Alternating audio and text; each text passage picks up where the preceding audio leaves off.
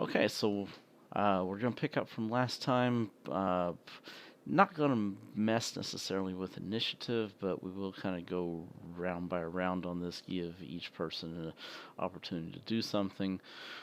Um, we're leaving off, or we're going to resume with right after Barney conked the guy over the head. He collapses in a heap on the floor, and as soon as Barney does that, um, what are our other individuals going to do?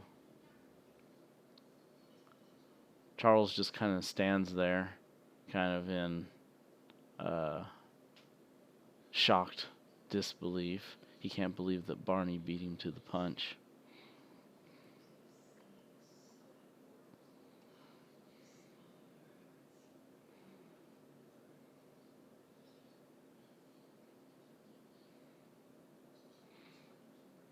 That is correct. Um, the guy sounded. Someone was talking that sounded like they were closer to the hole. The voice matched up with this guy from the little bit that you heard him say. And the other guy did sound like he was some distance away, like he was having to uh, talk across the room to him. Um, you couldn't really hear what the other person was responding. It was really muffled. So, like I said, you don't even know whether or not he's even around, but you can certainly go investigate if you wish.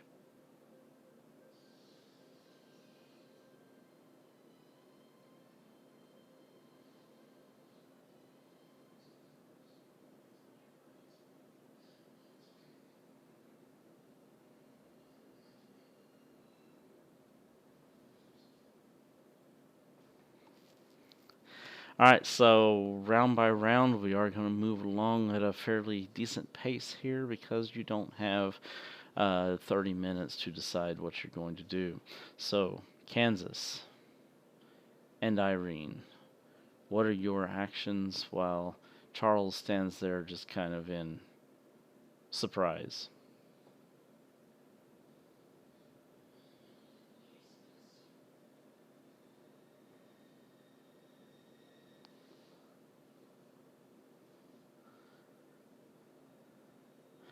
All right, Kansas and Barney. I'll throw Charles in there as well. Charles can get the door or whatever, but two people can easily manage getting this guy.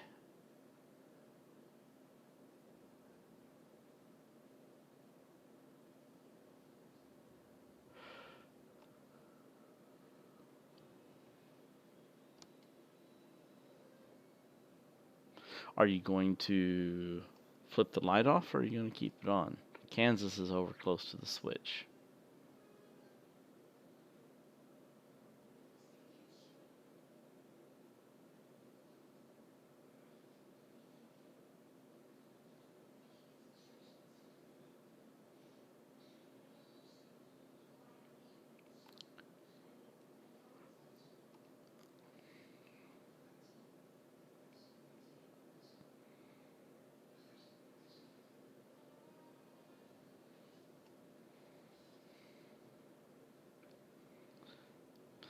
All right, Kansas flips off the switch as as Barney and Charles grab the guy underneath the armpits and the ankles and start carrying him across the floor. It then becomes dark and no one can see what they're doing. Irene, I'm assuming you're going to turn on your flashlight to illuminate the path for Charles and Barney so they don't fall over anything.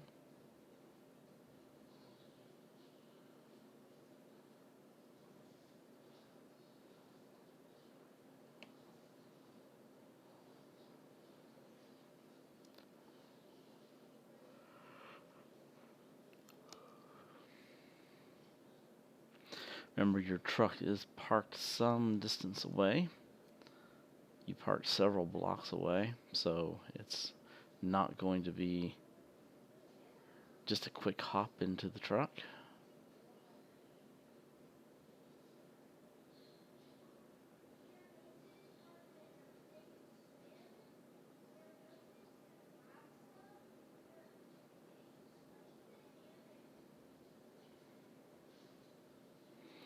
I think Charles is occupied helping to carry the prisoner. I think that'd be a good task uh, for Kansas.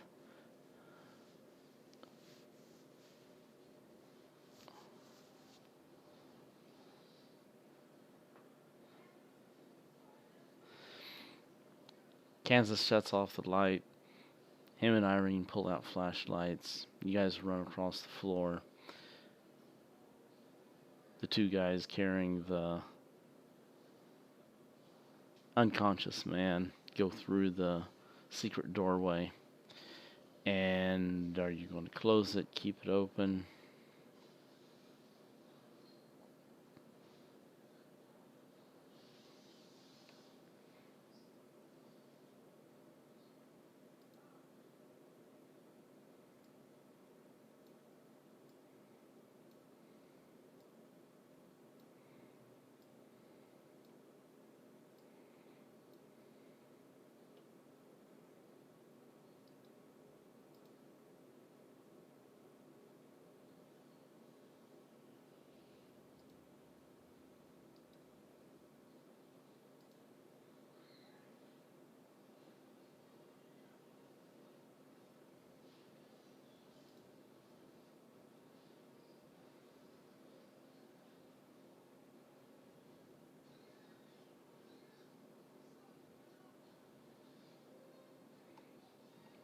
Well, you just have to make sure they don't catch up to you then, don't you?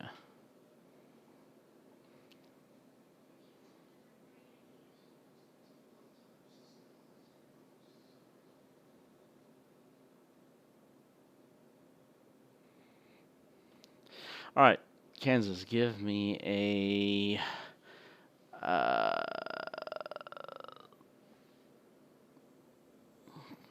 Do you have a speed stat? Move rate, but that is not a roll. Oh, it actually is a roll. Okay. All right, so give me a speed roll. Yeah, but it doesn't count. I rolled it. You gotta roll it. I was just testing it. I was using up your good dice.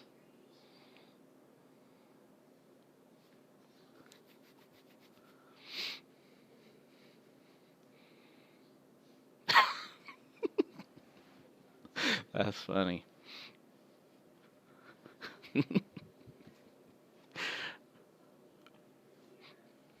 All right. Kansas takes off running to go get the truck. Meanwhile, what is everyone else going to do while you're waiting on Kansas to get back with the truck?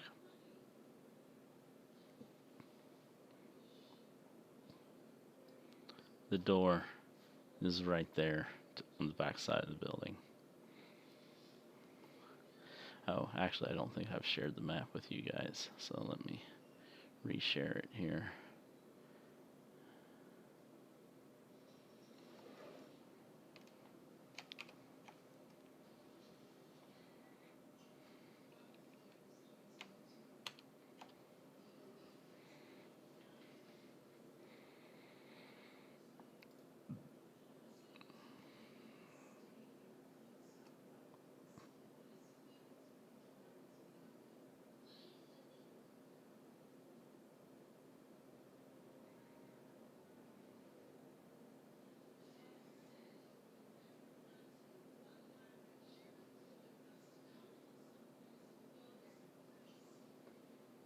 Okay, you're staying inside the building? Or are you going to move out into the alley?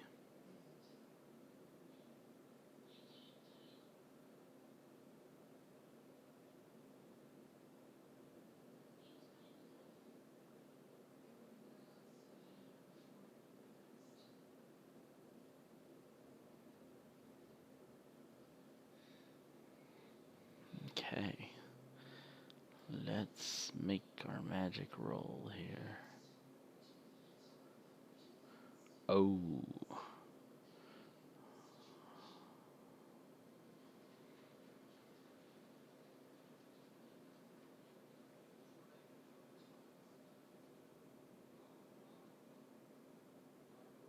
The secret door pulls inward.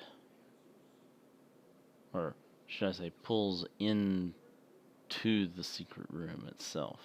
So it's going to be hard for you to block it. It doesn't open into this room that you're here.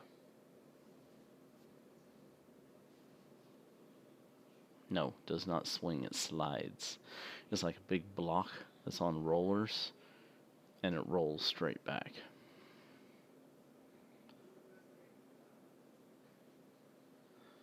Until there's kind of like a crack on each side that you can kind of wedge through the crack, and then it slides back into place.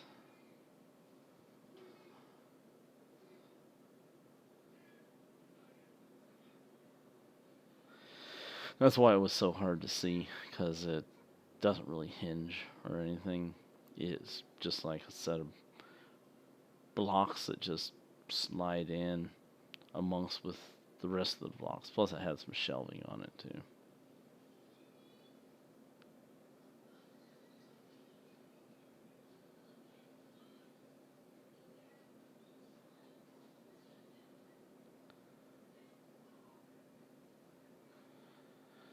Okay, Barney, give me a listen check.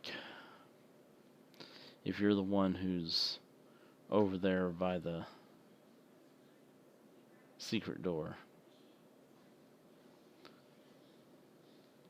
watching for trouble.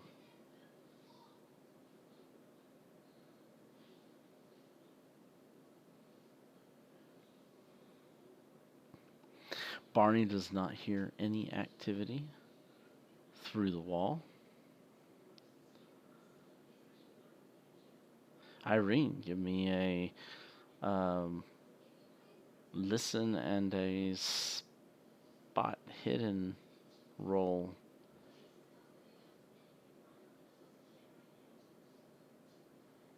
For your lookout.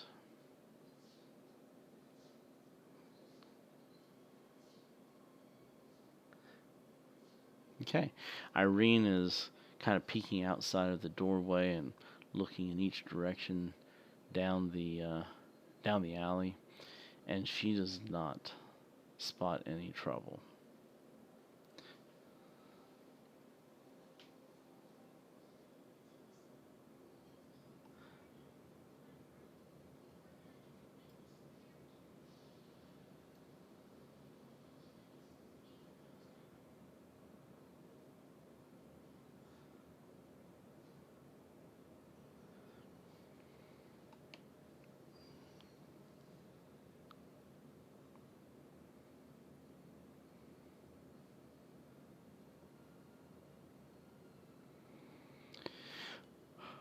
All right.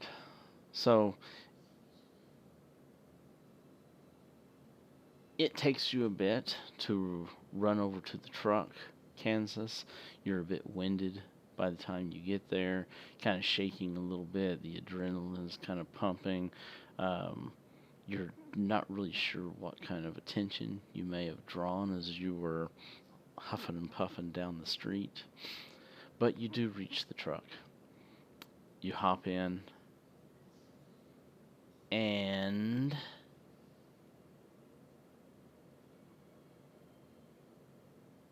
give me an intelligence roll.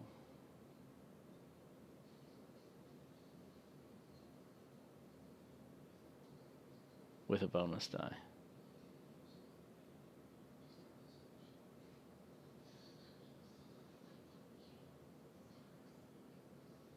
68.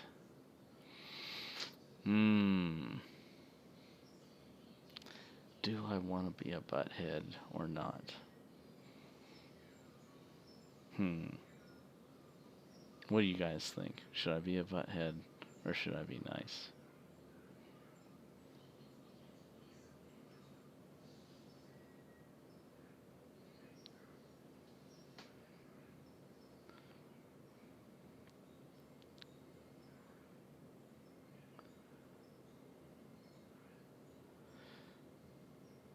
So in all the excitement,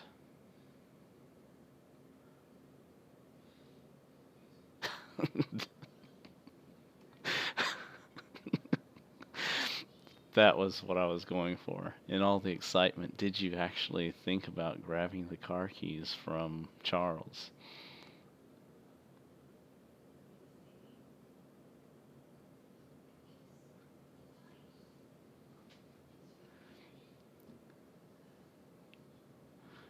All right.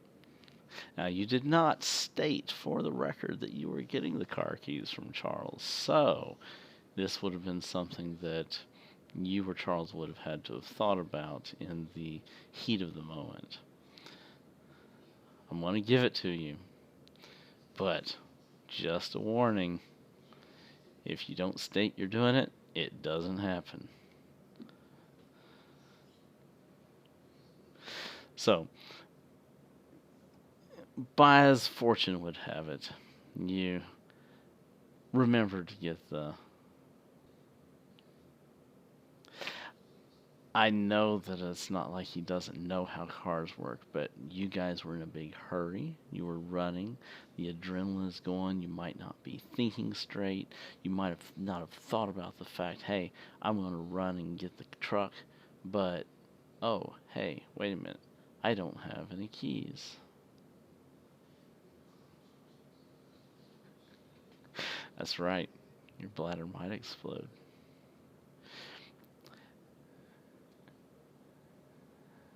Now, don't act so pissy, Terranor.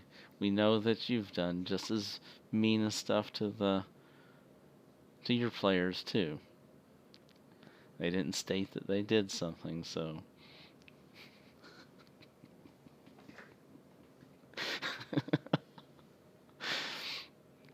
all right. So anyway, you pull out the car keys. You stick them into the truck. You start it up. And Bryce said his daughter is still up and at it, so he'll be a bit longer. You stick the keys in, truck starts up, you putter down the street, and eventually, a bit longer than what you would have expected, um, Kansas comes pulling up. Now, Kansas, are you coming down the alley, or are you going to come around the front side of the building and head north on that eastern street?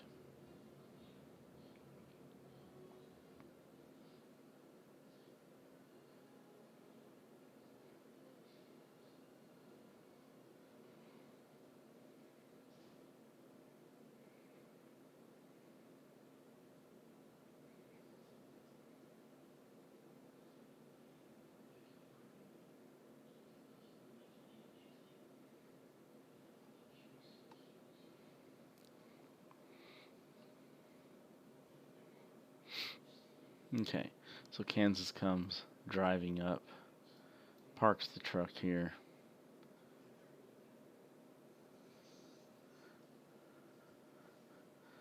On the left side of the road, which is the side that those crazy British drive.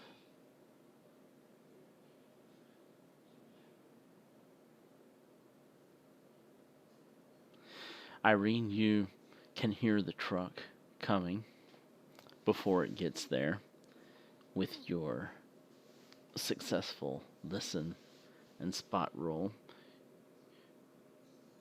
You did not see any other trouble, so you're not sure whether or not anyone is coming or if maybe just they haven't gotten there yet.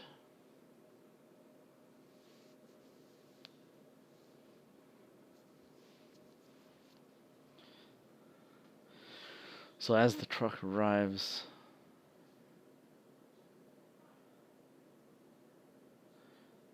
the trio works together to grab the man.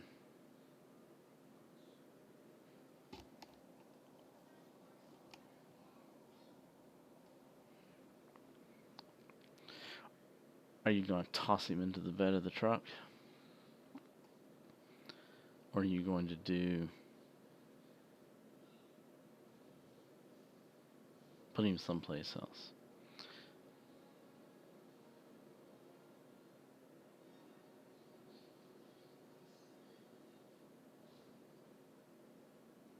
Okay, who's sitting in the back? Kansas is driving, so he'll be over here in the right-hand driver's seat.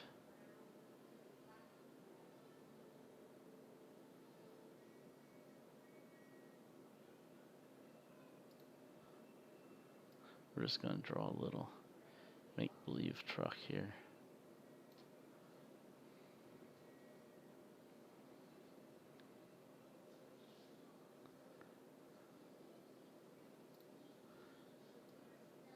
Okay. So Barney, Charles, and Mystery Man in the back.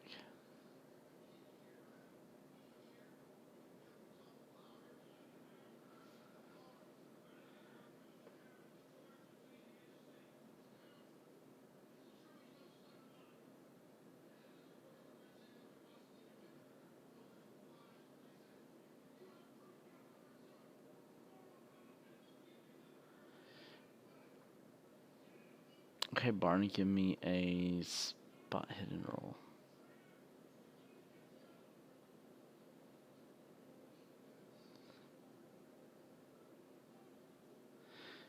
Okay, you find a knife in the guy's waistband.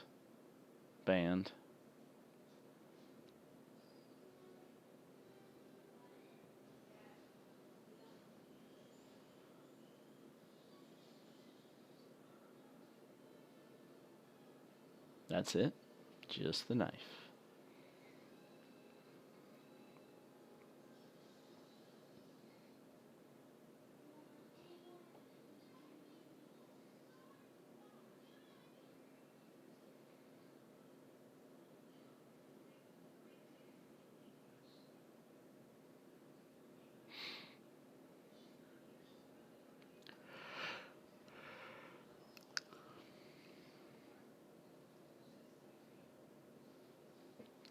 Okay, so Irene hopping into the passenger seat.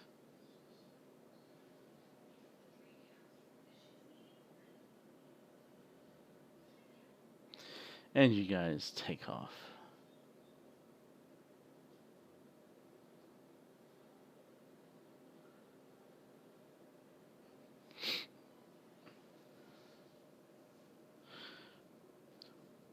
What kind of approach are you taking with your driving, Kansas? Slow and steady, fast and furious?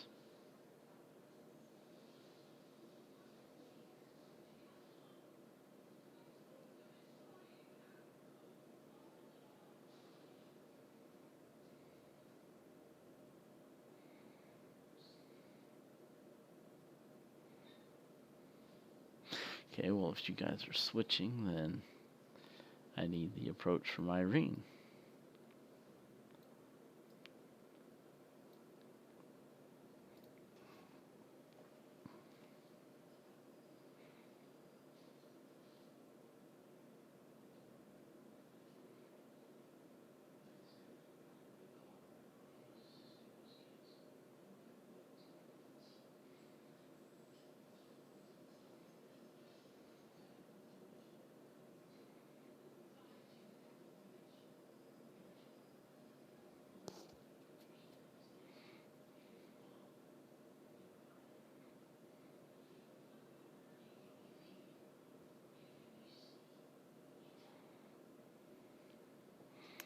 Alright, as you guys are getting into the truck, you see some shadowed figures. There are some street lights on the main street here, and so you see some shadowed figures coming around the southeastern corner of the building. They seem to be running. This would be for the guys in the back. We're going to say there's 8 people.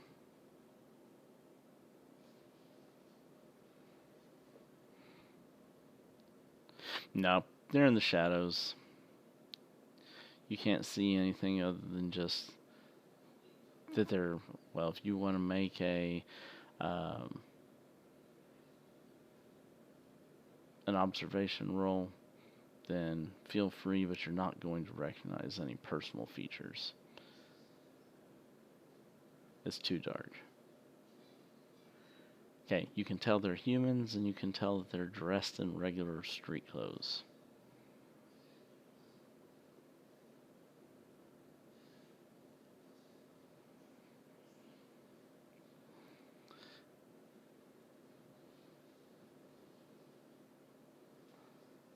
So anyway, these people come around the corner. You can see that they kind of point in your direction, and they yell out, "There they are! Stop them!" And they start running down the side of the building towards the truck.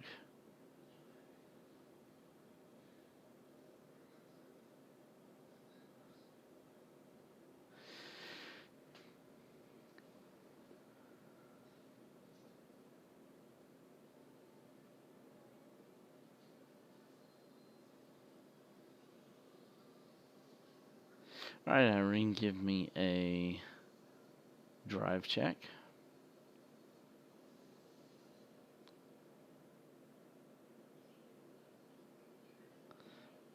Alright, you manage to gas it, slam on the gas, as best as this old farm truck can do. It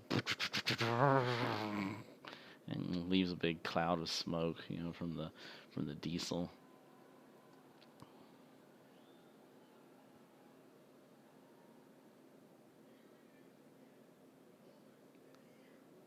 Yes, you may check it.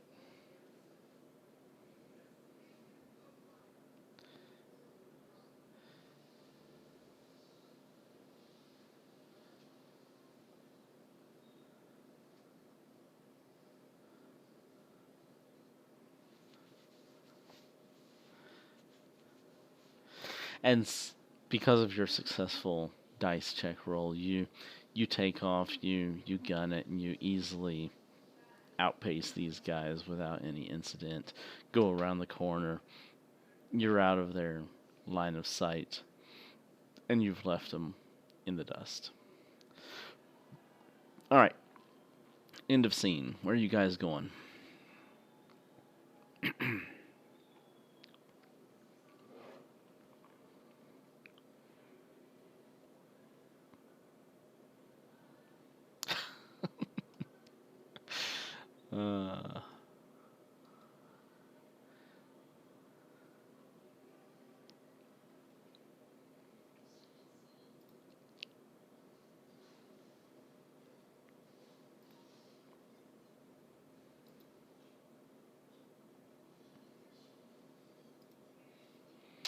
uh, you don't have a safe house. Remember all the rolls that you've made previously? There wasn't a safe house available. They were all being utilized by more important operations.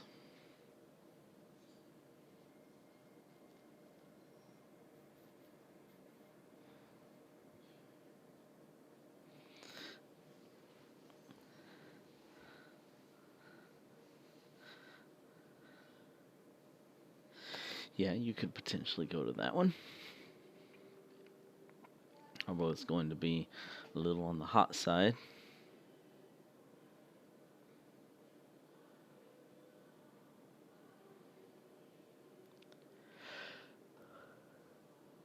If you want to take that chance.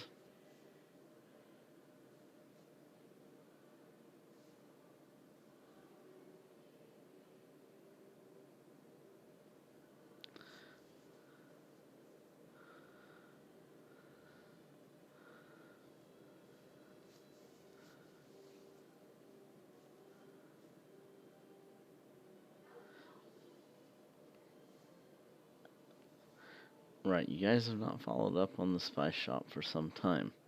So you can only assume that it's either cordoned off with police tape, under investigation. Maybe it's under surveillance and they're waiting for Shafiq to come back.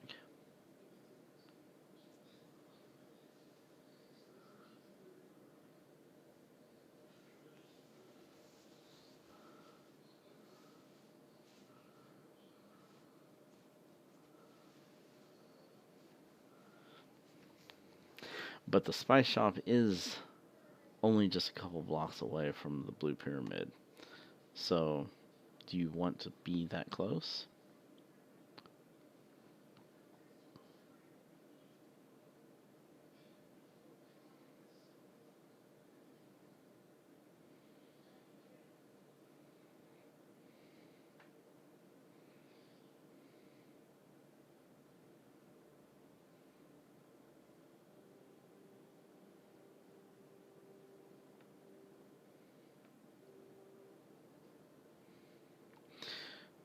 Or you could just simply drive to the outskirts of town.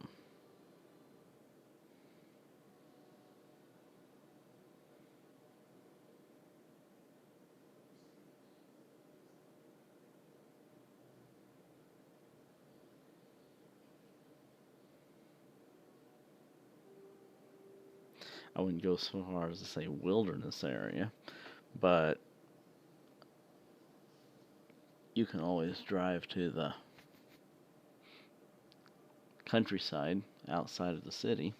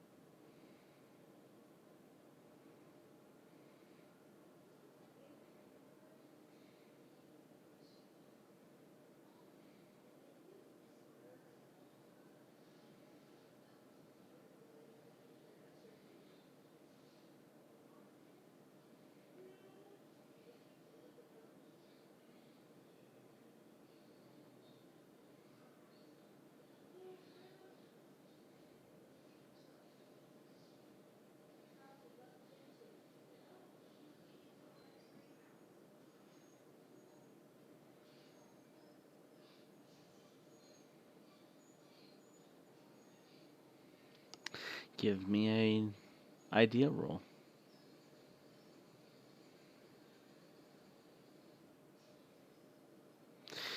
Yeah, no, he can't really think of any place that would be useful where there wouldn't be a chance of either trespassing on someone's property and getting caught from them, or perhaps maybe other eyes upon you.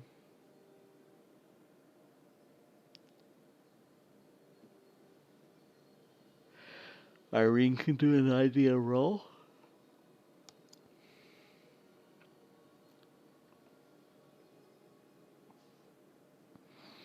Irene has the perfect place in mind. It's just outside of the city. It's this nice pull off area. There's a culvert, big culvert that this bridge passes over, in this little stream that usually doesn't have a whole lot of water in it. And you can go down into this culvert.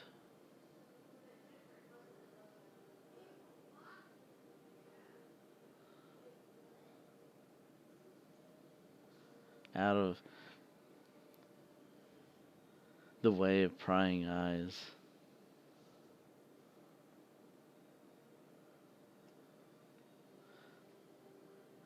Yes, she always has a backup for her backup. She needs to know the perfect place to take someone to off them.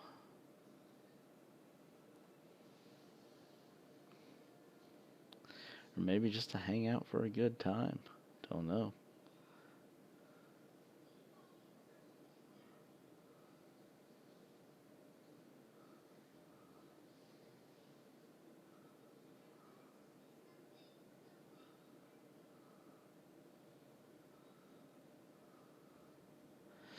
Alright, so there's a handful of places that Irene has in mind. You pick one of them, you drive to it, you park the truck.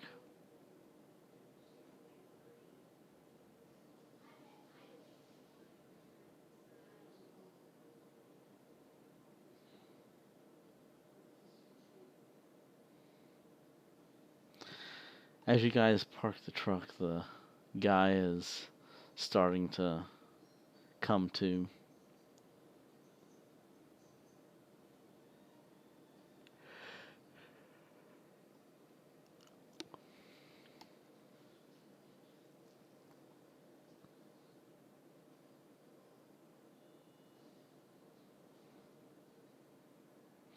You would have been able to tie his hands. What did you have to tie them with?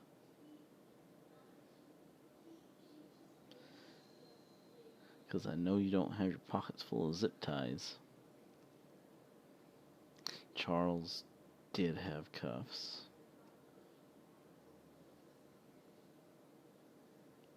He only has one pair of cuffs. So he has not made it to pick up more yet.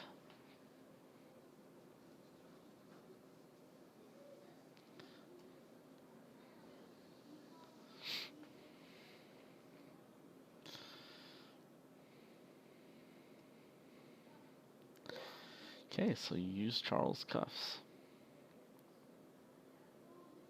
Anyway, he's starting to come to. So, what are you going to do about it?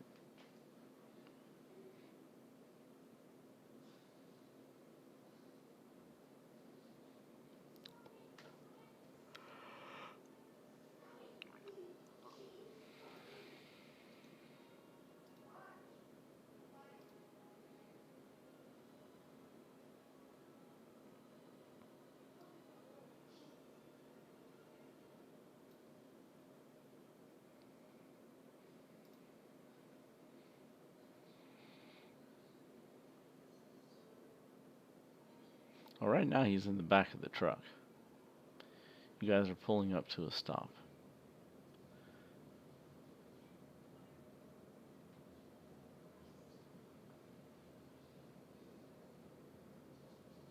So this question is more for the individuals in the back.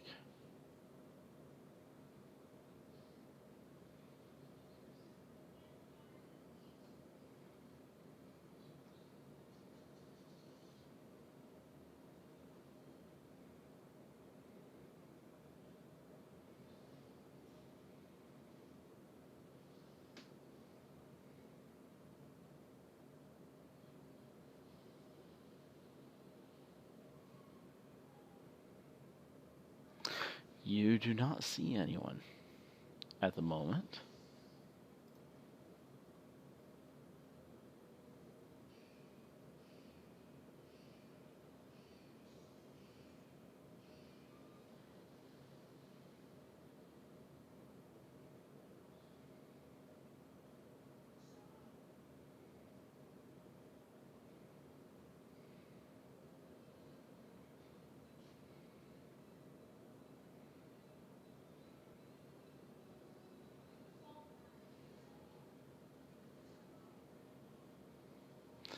All you hear is just the idling of the truck.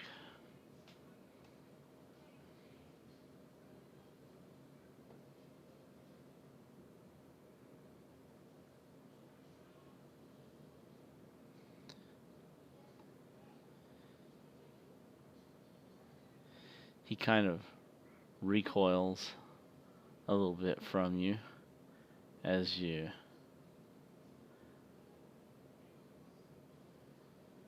are there near him.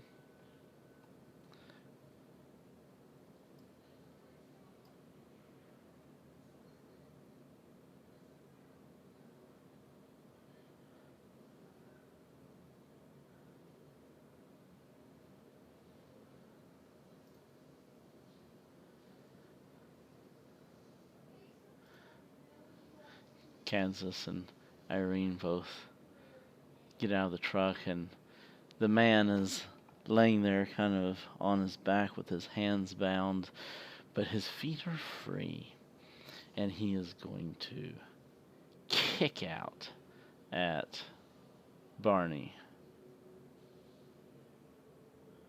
with all of his strength to try to take out Barney's knees.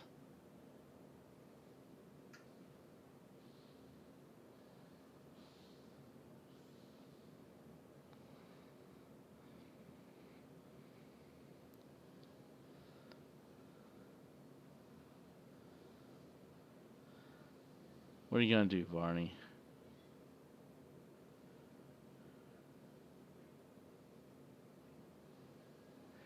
You can do one or the other. You can dodge or you can fight back.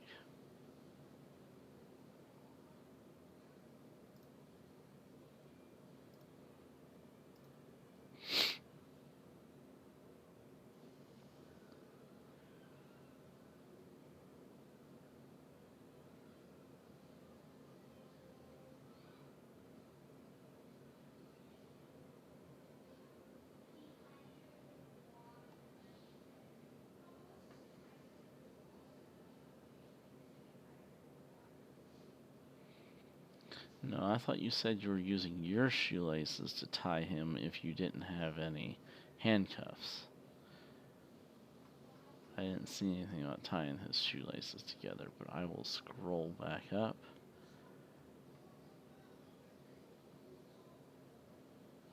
And see if I misread that.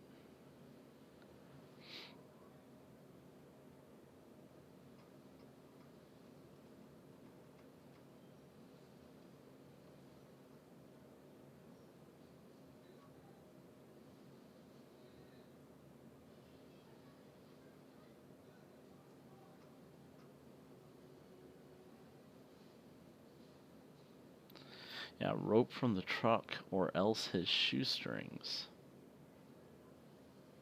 Okay, we'll also tie his shoestrings together. I see it. Okay, so you do tie his shoestrings together, but that still doesn't prevent him from just kicking out with both of his legs to try to take your knees out.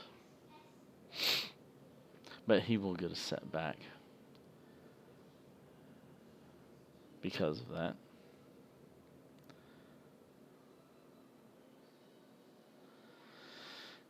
Okay. One penalty dice. Let's see how he does. Oh, if he didn't have that penalty dice, it would have been a 16.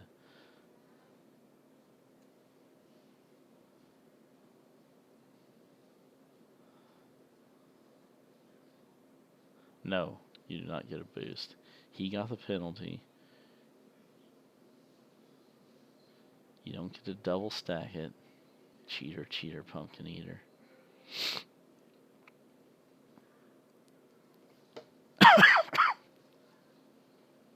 Okay. Well, whenever you fight back, you have to beat him by a level. So, since you both failed, then neither one of you landed a hit. Now it is your initiative.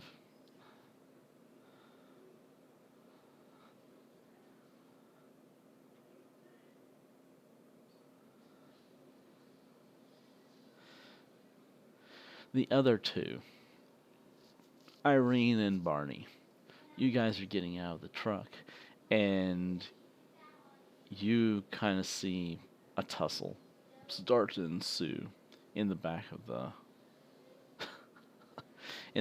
truck.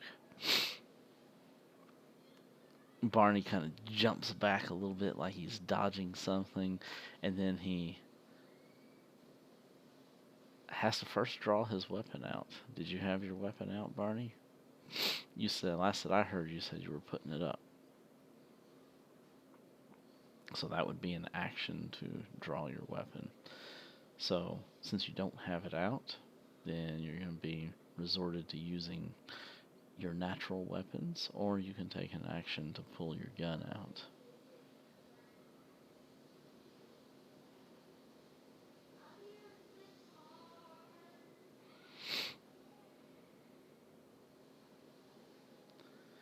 Did you turn off the vehicle whenever you parked it and got out, Irene?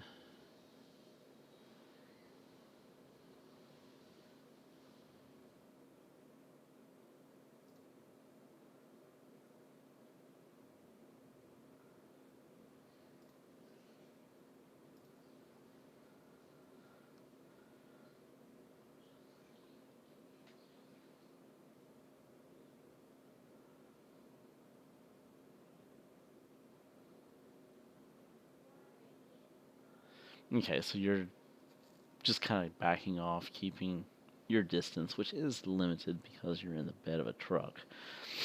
So you don't have a whole lot of space, but you can kind of just stay out of his way. So now that the element of surprise is gone, and he doesn't have the opportunity uh, to make a kick for your knees and try to get away, even as poorly as that would have been.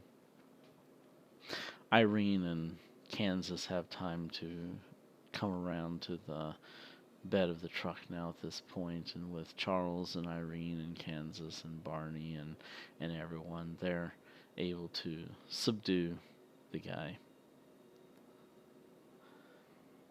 And he is now at your mercy.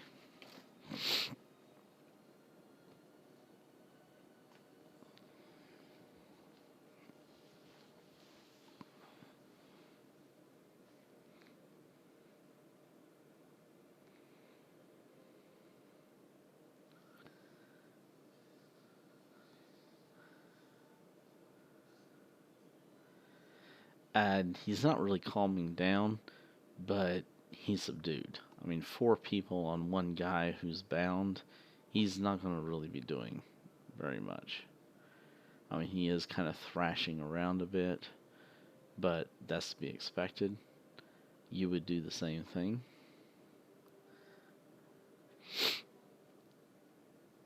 But the 4 of you can just dogpile him and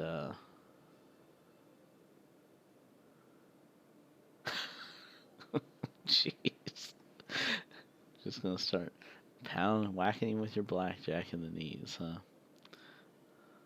All right, so give me a damage roll.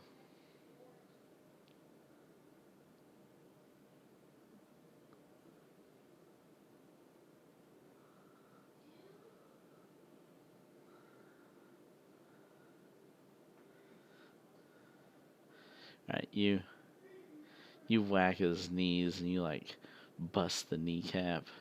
You the skin rips off, of the knee, and you can kind of see, exposed flesh.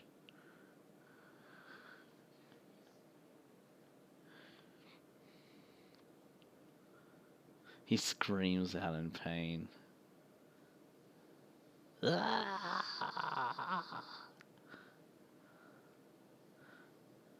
He does kind of stop thrashing with his legs a bit, since now you broke his knee.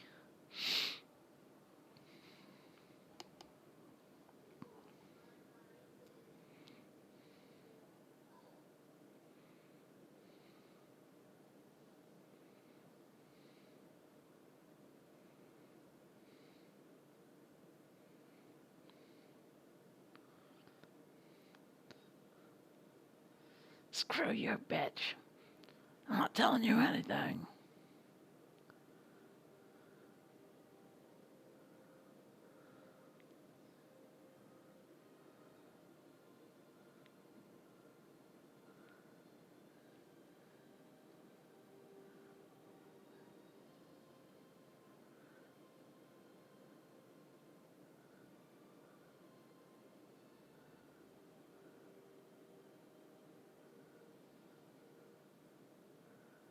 Alright, give me another damage roll.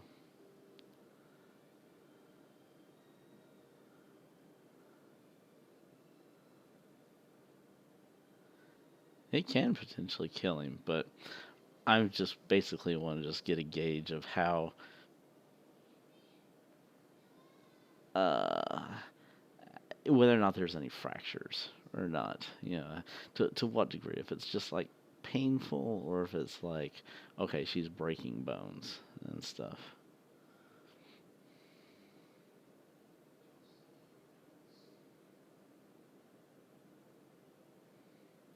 Yeah, I got it. It's not lethal damage. You're not hitting him in the vital organs.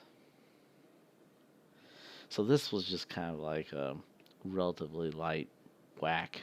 It's like one of those things where you drop something on your foot, but no broken bones or anything like that. And but it definitely hurts as you crack his foot with your blackjack.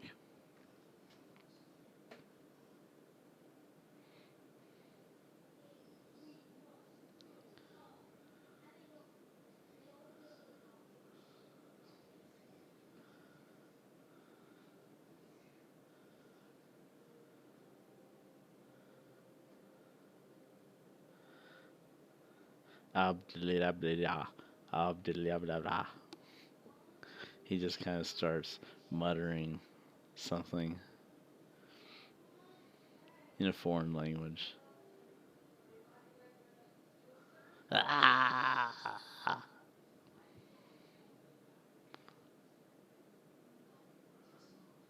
Middle Eastern language. Did I ever say what nationality this guy was? I know the token says Irishman thug, but that's just cause what I had. Whenever he came downstairs, did I say what nationality he was?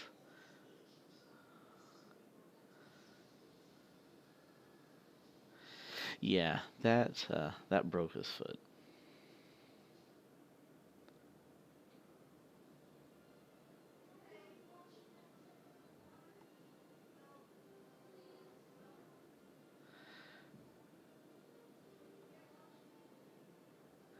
Well, we're going to say this guy is Egyptian.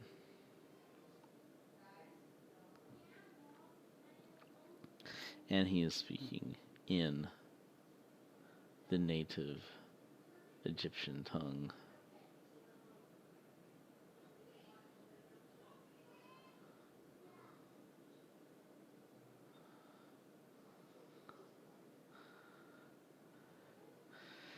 You're not sure whether or not it's some dialect or he's just muttering so much from the pain, or if it's just some incoherent mumbling.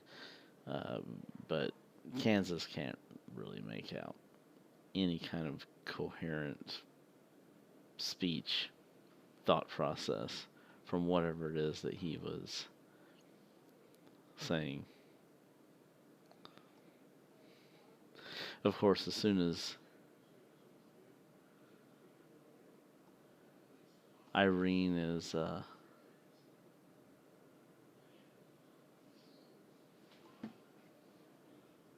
Bryce's messaging.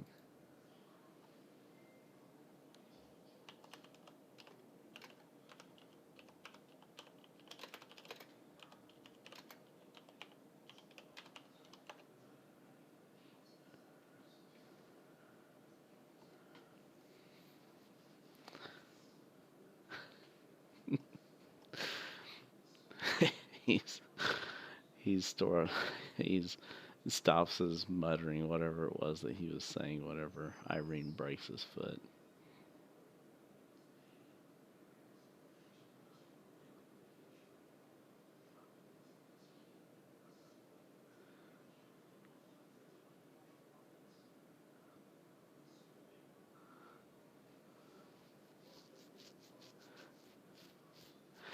And now, let's see. I need to make a roll here.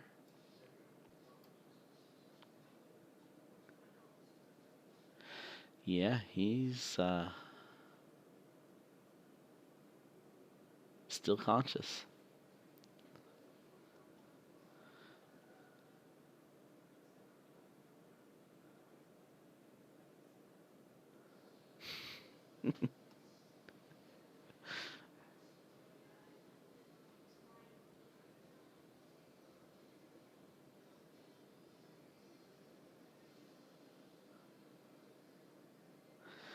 So are you doing anything to him other than just beating the crap out of him?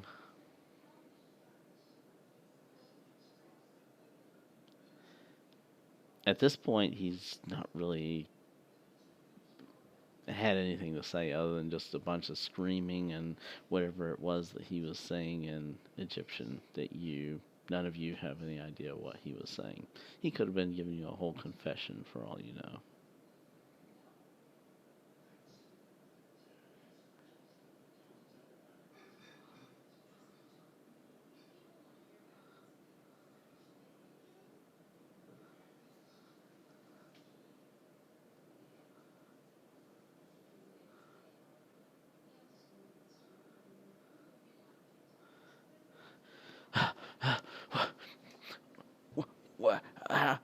Why, why would I know anything about that?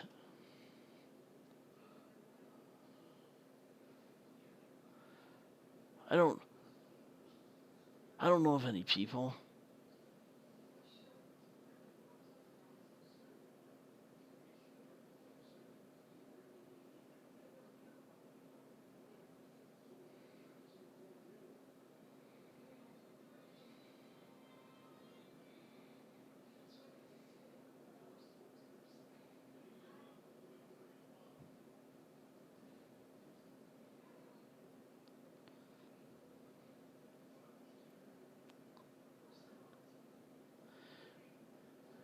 You're insane. You're all insane. You're the killers. Oh, oh, please. Please don't kill me. I know I'm Egyptian. Raise us pigs.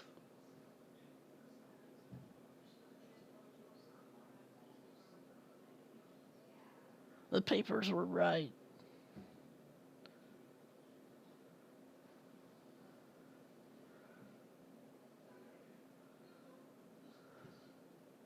I don't know anything. I just I just started working there yesterday.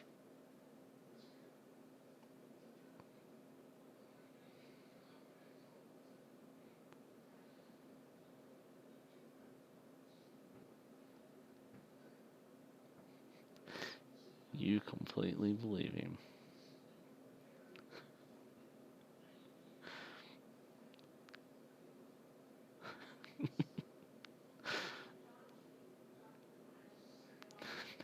No, actually, Irene, you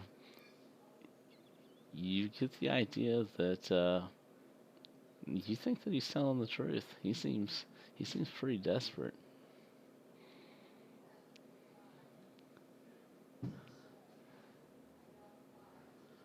And this is a different guy than the one who you guys were talking to whenever you went to the bar before.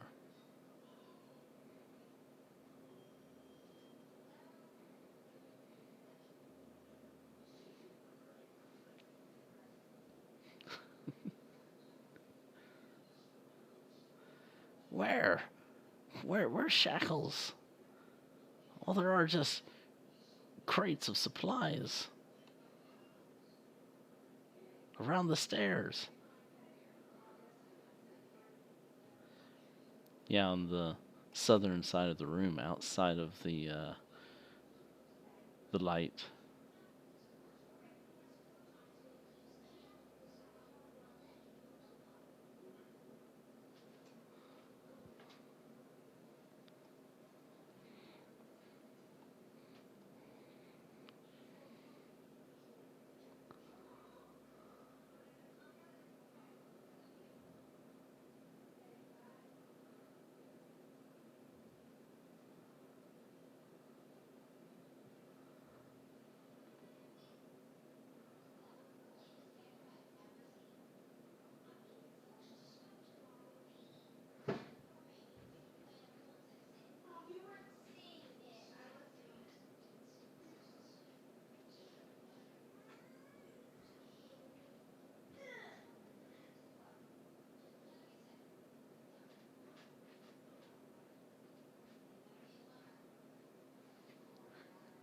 Don't you feel bad now? Man, just going to town, just clubbing an innocent guy, breaking his knees, breaking his feet, beating the crap out of him, and now he's innocent. Man, of course, he was getting robbed. There were people trying to jump him in the basement.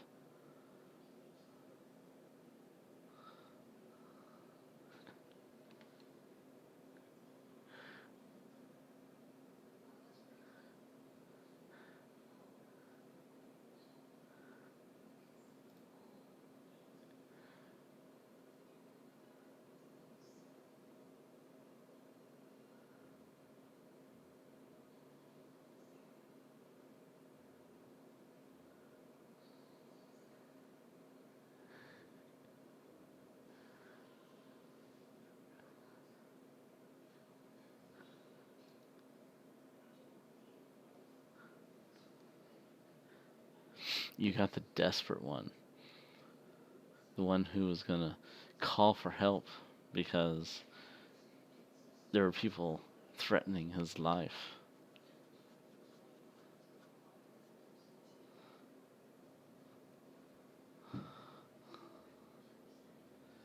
And he's Egyptian, and he heard about these Egyptian murders.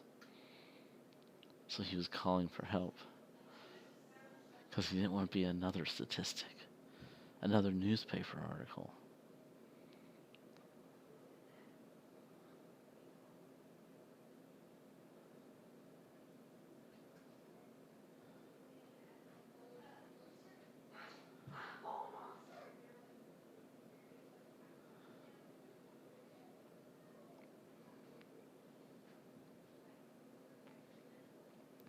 Of course, you know what? There's one way that you can always find out whether or not he's a die-hard cultist. Most of them that you've come across so far have had some sort of identifier.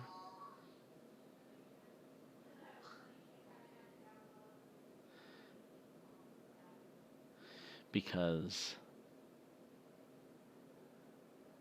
you don't know that you rolled a critical success or a fumble out of character, or in character, I mean.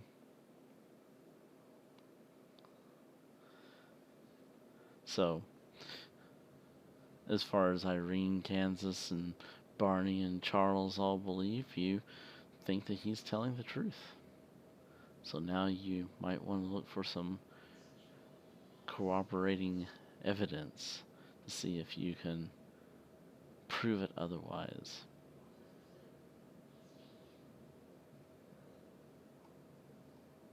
He has a wallet. He has the pocket knife that you pulled out of his pants. He has a belt. He has a button-up shirt with a little bow tie, like bartenders wear.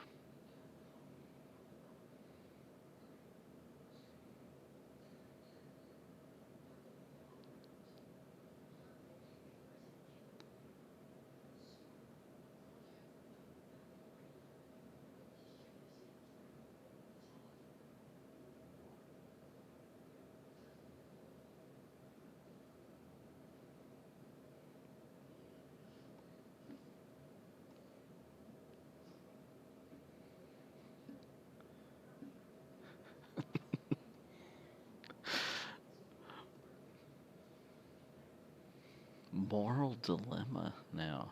You've just beat the ever-living life out of this poor schmuck. And he's seen all of your faces.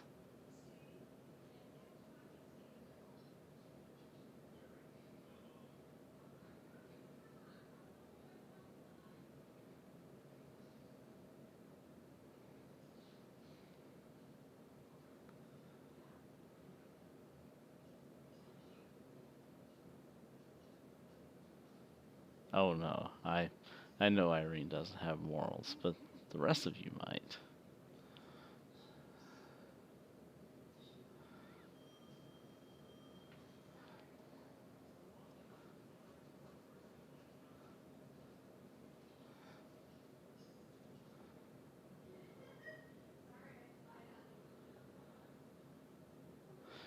Please, please don't kill me. I have a wife. I have kids. We just got into the country last week.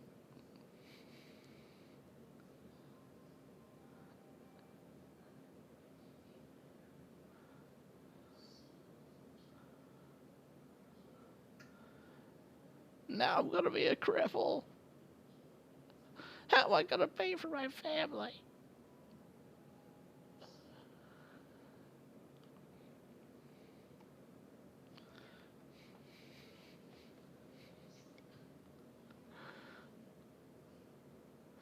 Yes, he did have his ID on him.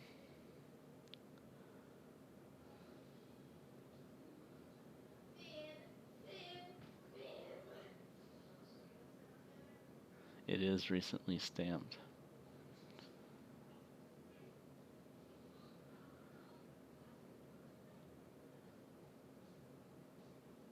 And he has like a temporary visa, work visa.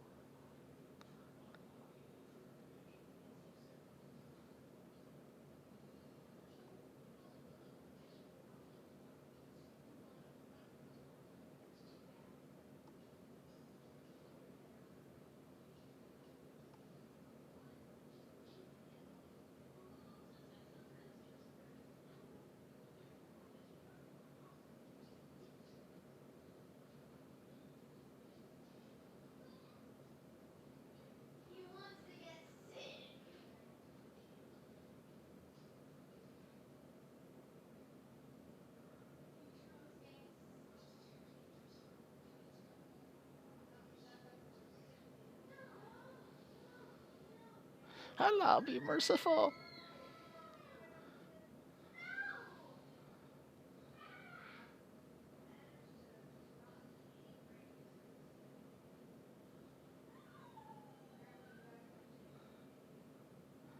There, there are many women. Many women come there. I've only been there 2 days.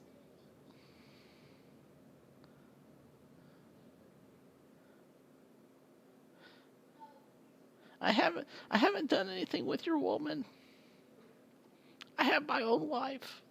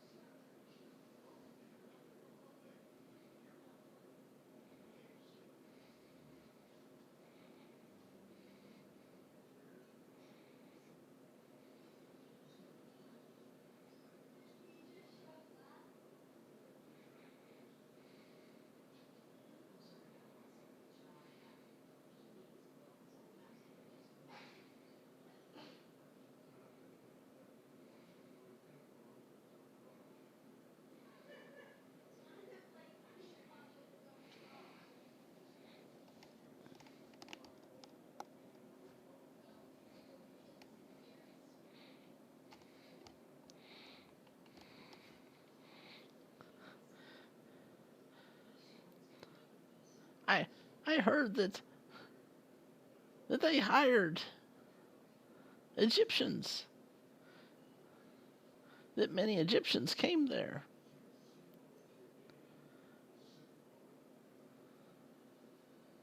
So I turned in an application.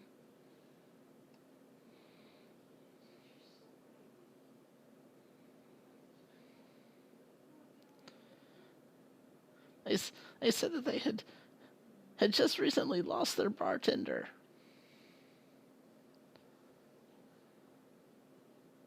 I was a bartender in Cairo.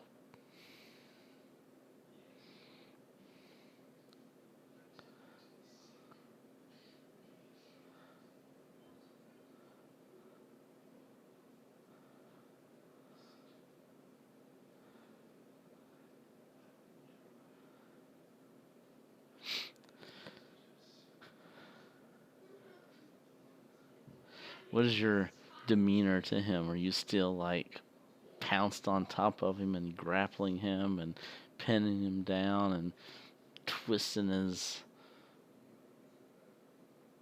keeping him confined, or are you kind of letting up a little bit?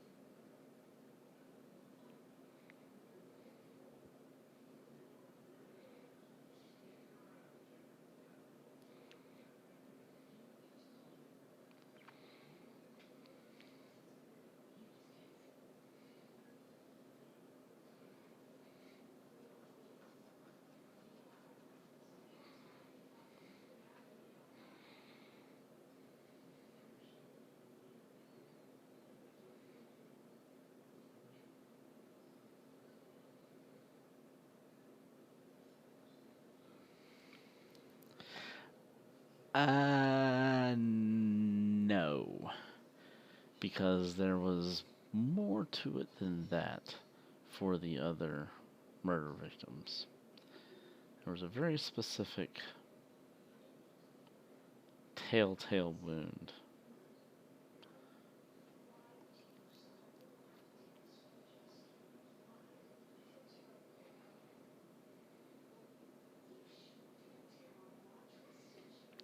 That is correct.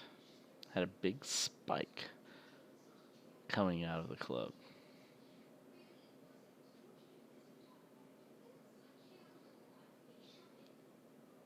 But I don't know. Do you remember what the telltale MO?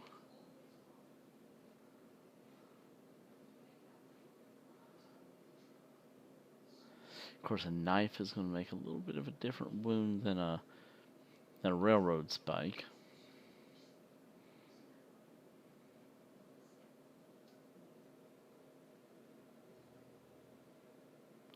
Who let the dogs out? Who?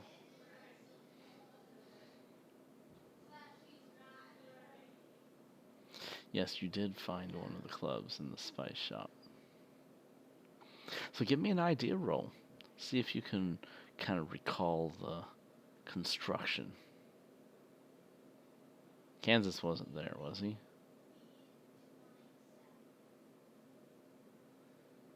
Or was it Kansas and Irene? I thought it was Barney and Irene. Oh, Irene and Charles, that's right.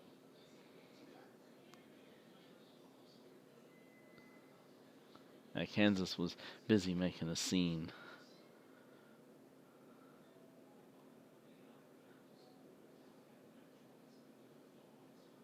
Oh yes, you did find one at the house. But Barney was the only one who was doing the search through the house, correct?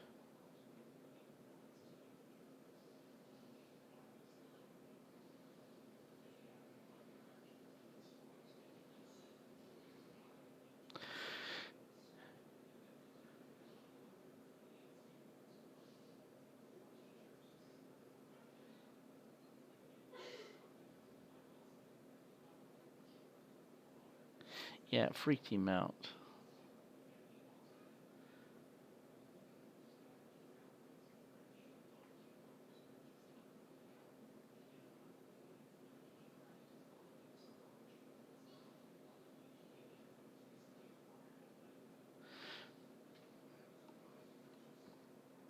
So was Barney the one who rolled the success? No, Barney failed, so it doesn't really matter. Kansas is the only one who. Nope, Irene succeeded. Okay, so Irene remembers what it looked like.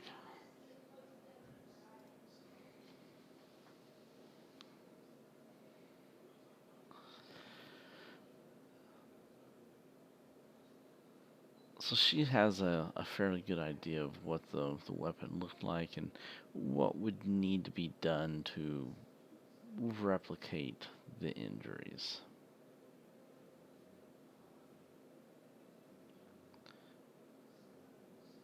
Of course, those injuries could be applied in a multitude of ways, and there was a very specific method that the injuries were done, according to the newspaper articles, or according to Inspector Barrington.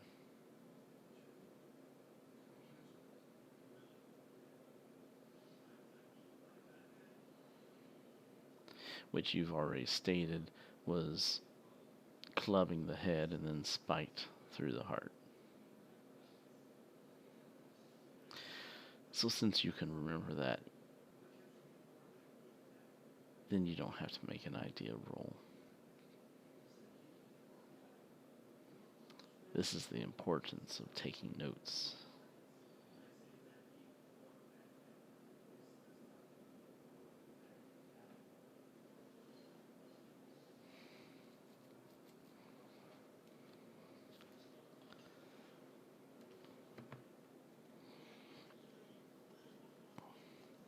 So, timeout, because all of this conversation that's going on would need to be done in character. Because you guys don't have ESP where you can talk about where to stash him and all of this stuff without him overhearing you. So, are you having this conversation in front of him about, yeah, I'm just going to kill him, make it look like, whatever, where are we going to stash him at? Because this is all stuff that you would have to say in front of him. Unless you're going to step away from the scene.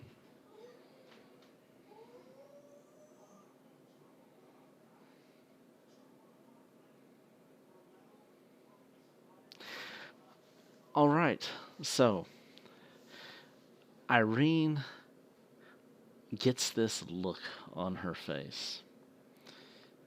Barney, Charles, Kansas, you can all give me a psychology roll.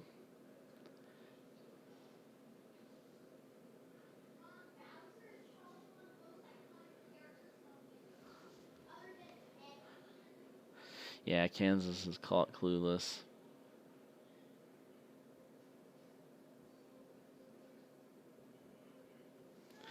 Okay, Barney sees this look in Irene's eyes.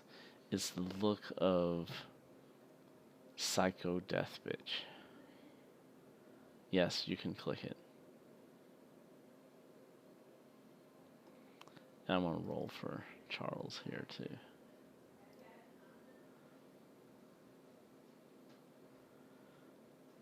Let's see. Skills. Psychology.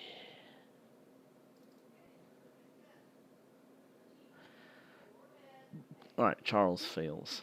So, Barney, you have a split moment as you see this psycho death bitch look in Irene's eyes. And you can see her grip kind of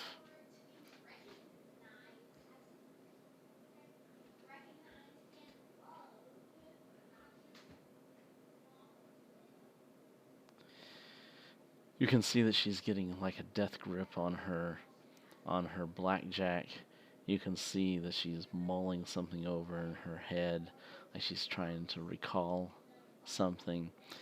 And you get the feeling that she's about to just be rid of this guy. So, Barney, you have a split second before she reacts that you can do something to stop her if you wish. If you don't, then you can just step back and let her do it. I'm just giving you the opportunity to save a poor innocent life.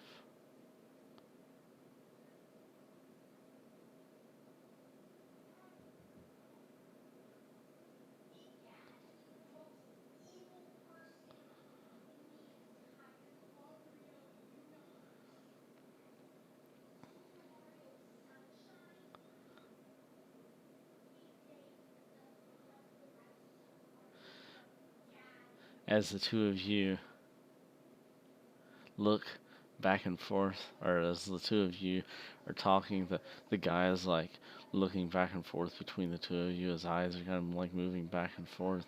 You're kind of still, he's still kind of being held secure, and he starts to get frantic a little bit. Okay, Irene, you're going to try to bash him. Barney, I will give you the opportunity, since you know that it's coming, to do something to try to stop her physically. In other words, what this is a defense on behalf of the other guy made by you. So you can fight back, or basically, I guess that's about all you can do, is you can fight back, because you can't really dodge. I mean, he's being held secure, and you wouldn't be able to just pull him out of the way. Too many people are holding on to him. So you could fight back if you wanted to try to cut Irene off, or you can let her do it.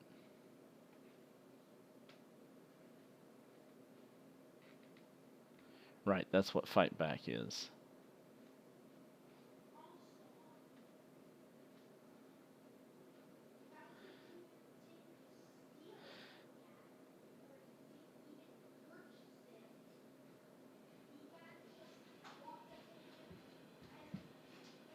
Yep. You can do fight back as a maneuver, or you can do fight back to damage her.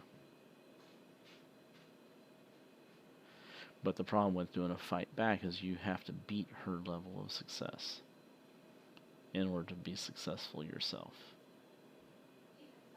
because you're reacting as opposed to being offensive, because she's got the initiative jump on you.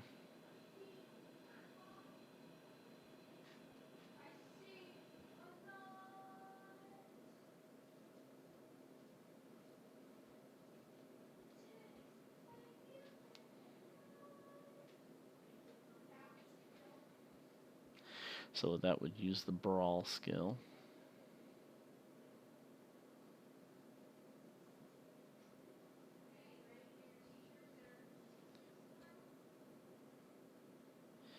Okay, so what are you doing? Are you kicking to try to damage her, or are you kicking to try to trip her, or to push her away? What is your, when you do like a combat maneuver, you have to say what the effect is, and so it can be pretty much anything. Um,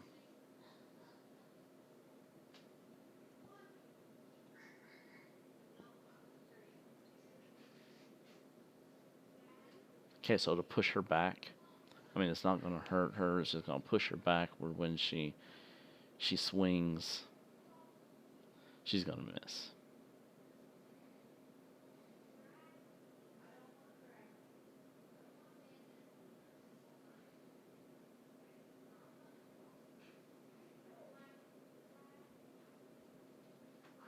Oh, and you do it. I mean, she's going to miss anyway. But well, I mean, he was held uh, down, so she wouldn't have really have had to make an attack roll to hit him. It would have been so easy that it wouldn't have been even a roll.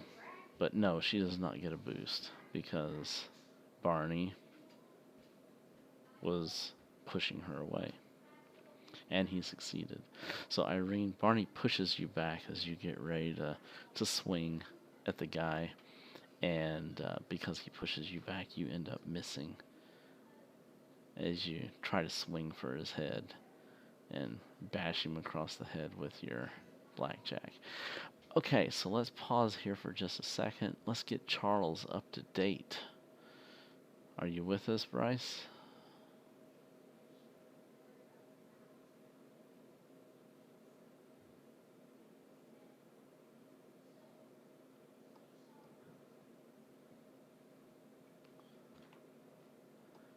Are you there?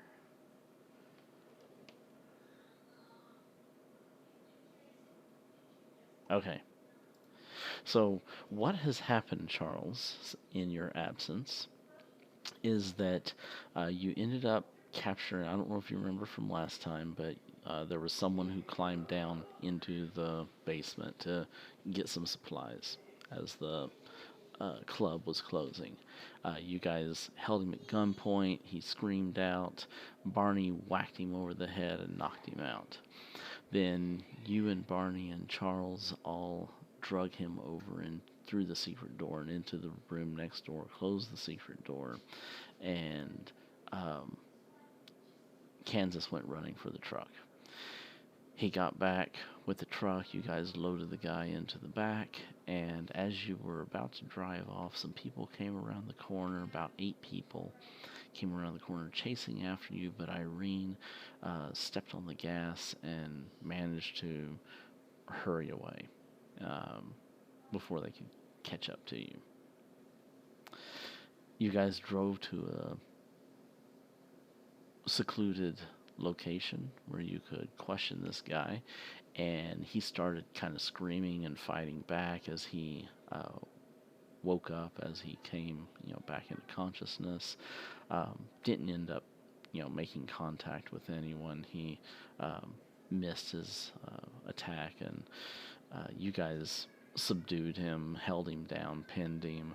Uh, Started asking him questions. Irene wasn't happy with his answers, so she started just beating the living crap out of him with her blackjack. And she broke his knee and she broke his foot. And um, then the guy's talking to you, and she gives him a chance to kind of recover from his pain, and she's asking questions, and he's saying, I don't know anything that you're talking about.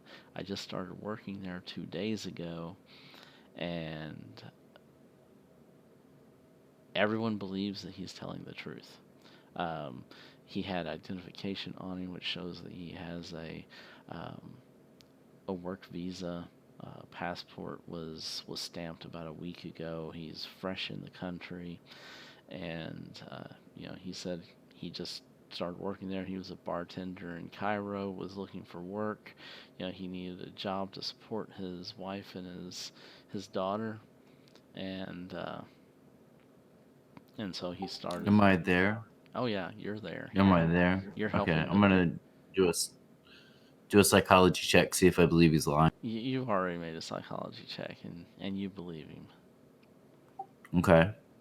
And Well, if this guy can't help us out, then maybe he can tell us who can.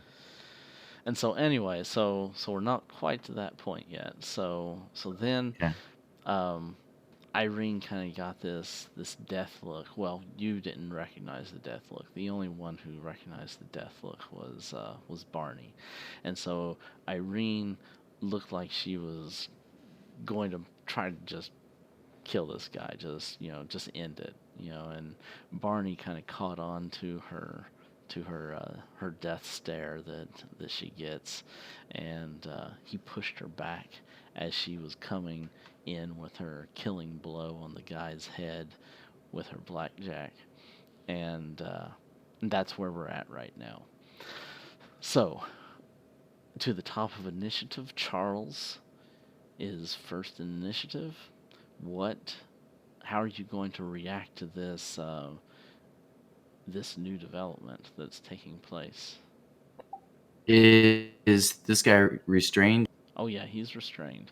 His arms or his hands are handcuffed behind his back. His feet are kind of loosely, or shoelaces are tied together loose enough where he can kind of shuffle a little bit. He does have a broken kneecap and a broken foot. But you guys were kind of holding him down and subduing him because he had initially kicked out at Barney when you guys were in the back of the truck and had come to a park. Okay, I'm gonna step between Irene and that guy and turn to Irene and say, "Why don't you go get a cigarette or something? You look like you might need a break." Okay, Irene, what is your response?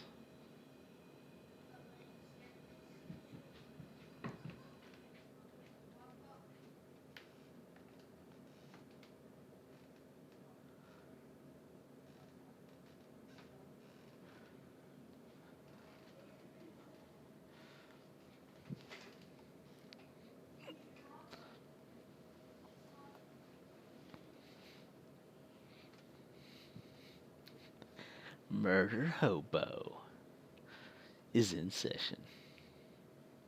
Leave it to the PCs to just start beating first and ask questions later. Irene is the barbarian.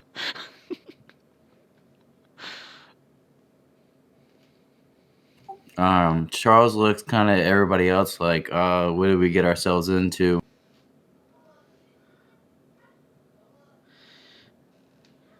Did we give any information about who we are? No, but you don't have masks on. So he Yeah, I know. most definitely has seen your faces. And two of you are British, and a couple of you are talking with American accents.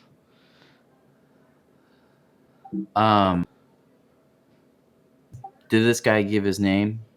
No, he has not given his name, but he does have ID on him.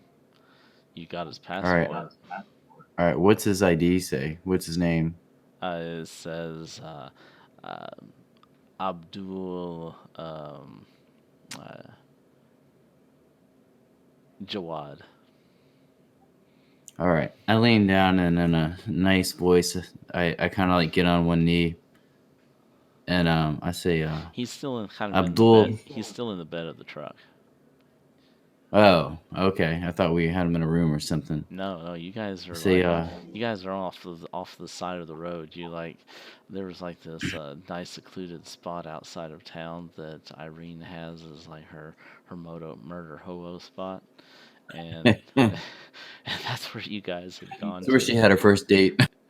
Yeah, there's like a culvert here, and so you guys had pulled down, the truck down, to the culvert, but you were just getting ready to get out of the vehicle whenever this guy kind of started kicking out and thrashing around, and then you and Barney kind of dogpiled him to hold him secure, and Kansas also, and then Irene started whacking him with her blackjack. All right. I lean down and I try to calm voice. I'm gonna say, Abdul, I know this isn't the job you signed up for, but as you can see, that's one crazy bitch. Can we can we agree on that? Yes, she is. Yes, she just started hitting me for no reason. She does that. She's got a bad temper, and you ain't seen the half of it. Good thing our gentleman friend here pulled her off of you. She probably would have bit you to death. Thank a lot, thank a lot. Well, I would think this guy over here, but maybe Allah did something too. Who knows? So I don't want nothing bad else to happen to you. It looks like you had a bad day already, but we need to get some information, or she's gonna be pissed. This is a good side. I don't know anything. I I told you. believe you. I just I started believe working you. there just 2 days So ago. that we just need to find out who does know something. That's all. You just got to tell us who would have this information that we need. I don't know what you want to know. I don't know anything about it. It's not looking good for you, Abdul. People in the basement. There's no people. You're the So only you people. You jumped me. you're telling me you've been in that basement before and you've seen those chains on the wall and you never questioned anything in the last 2 days? There's no chains. I I went down the ladder. I got crates of alcohol, and that was it. There was chains though, right? There were chains, but they were on the south side of the room, out of the light.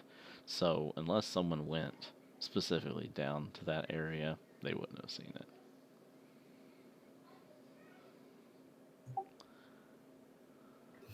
Abdul, hold tight here. I'm gonna go talk to my friends over here. You don't go nowhere. If you try to run, it won't end badly. I'm your best hope of getting out of this. Okay? Let me roll like a persuasion or something. I'm sorry. What did you say to him? I basically told him to sit tight. I'm gonna, don't try to leave the truck or it's gonna end badly for him. I'm gonna go talk to our friends a couple He's feet still away. being held down by Barney and Kansas, and he's got a broken foot and a broken knee. He's not going to be Okay. doing anything. Hey, you two. Why don't you come over here? Let's talk about this situation. I'm sure Abdul here is gonna be much more comfortable. He's not gonna run nowhere, right, Abdul? No, I can't even move. My legs, they're broken. That's the spirit. All right, I'm gonna pull the guys off. I'm gonna just kind of wave them over, like 15 feet away, and kind of whisper. All right, guys. So, I wish I was here on time because maybe we wouldn't have beat this dude to death. So what now? I mean, I don't like killing innocent people, and he's seems like he might be innocent.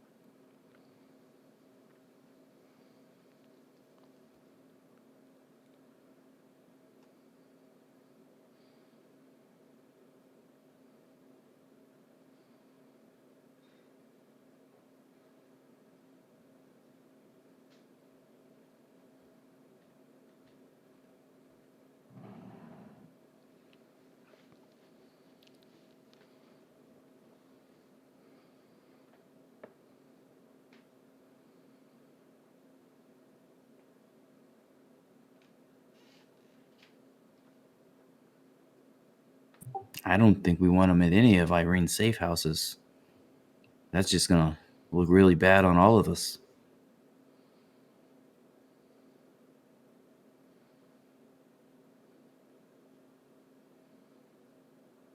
Maybe we can put him on a boat and ship him off.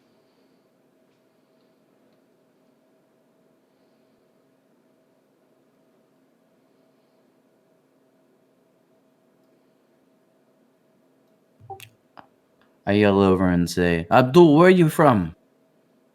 Cairo. You got family there? There? If we send you home, you'll be okay? My wife and daughter are here with me. Hey, right now I'm just trying to get you out of here. Okay, we're not gonna hurt your wife and Our daughter. our family is from there though. My my parents. My All wife's right, I start. parents. Do they have addresses on the ID?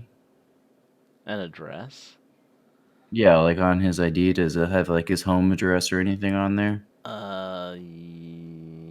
Yeah.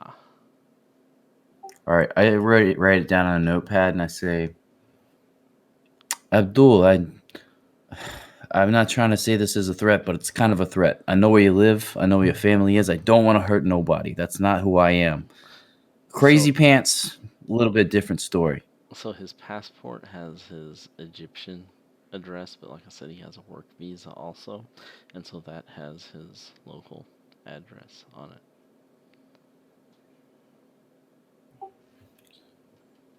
So basically, what I'm thinking, Abdul, is I'm thinking tonight you got picked up by some low-level gang thugs, right? And they robbed you, and you weren't compliant, and you gave them up your money and this here work visa. You following me? Yeah, yes. Whatever. Please let me live. Let me see my daughter and my wife.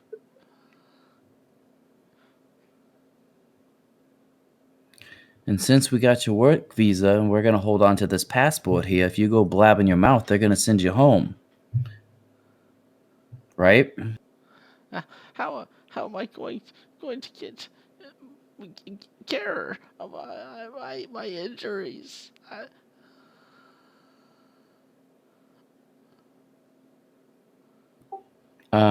Charles Jackson's been carrying his money around with him. How much would $100 be in like that time?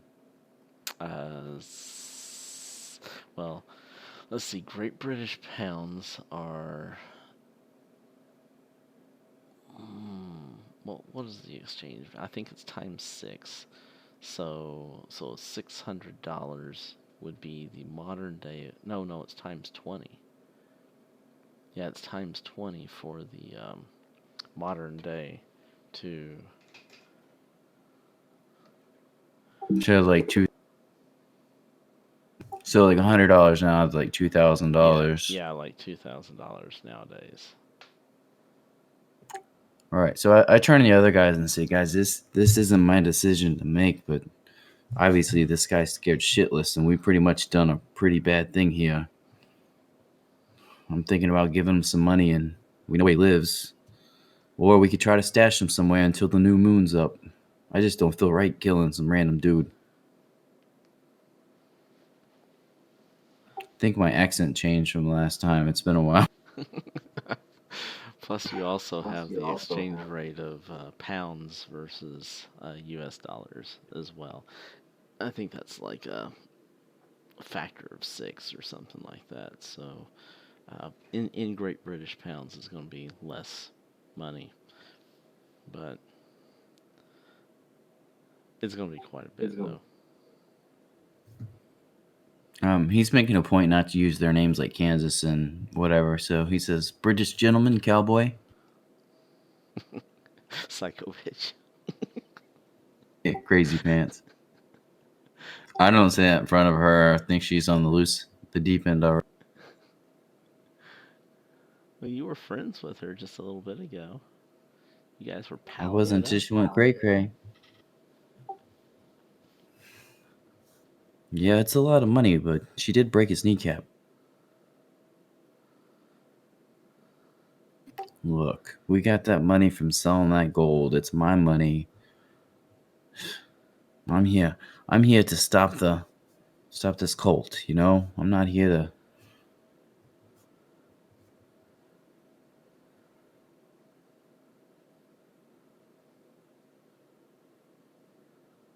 Yeah, maybe the agency will reimburse me.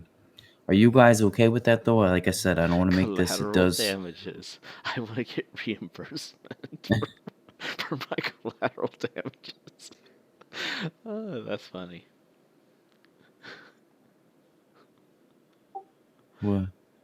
So, what do you think, guys? Like, I know this could put us in jeopardy or whatnot, but I don't want to become the monsters.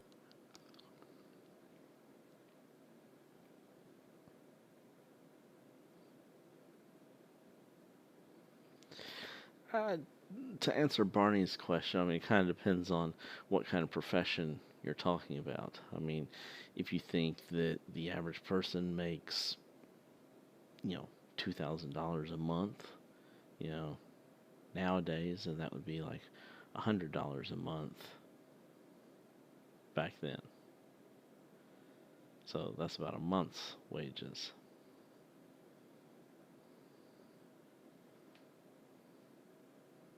Maybe 2 months' wages if you only make half of that. Cowboy, you got any objections?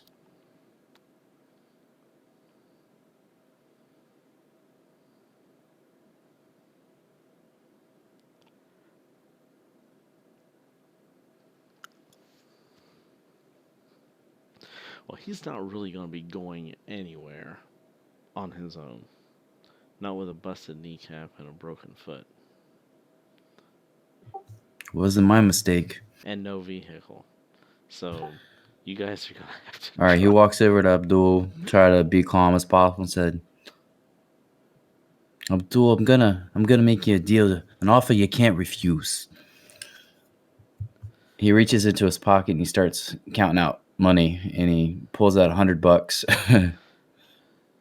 in cash, and he gives it to him. He says, "I'm awfully sorry that Crazy Pants hurt you. We were under the impression that you were a part of this cult that we're after. This cult makes this look like a holiday party. I am, This should I be am, enough." I am no cultist. Let me finish talking. Thank you. So I'm gonna give you this money here. That's should buy you 4 to 6 weeks of heal time. Yeah, I don't know if that's gonna be enough, but we're gonna bring you back to your family. We're gonna hold on to your passport and work visa, but we're gonna mail it to you in about a week. We've got some business to take care of, and we just can't have you risking anything. So what happened to you tonight? What's your story? I, I, I got jumped by muggers. They took my stuff. Great. So you're gonna want to hide this bonus a little bit. You're gonna probably want to see a doctor too. Then it'll look. I can't afford a doctor. Doctors cost too much. How much do doctors cost? I don't know. I mean, you think of modern uh, medical expenses and everything. I mean, for someone to come and set his broken bones and splint them and everything else, probably going to use, you know, close to, half or almost the whole $100 that you gave him.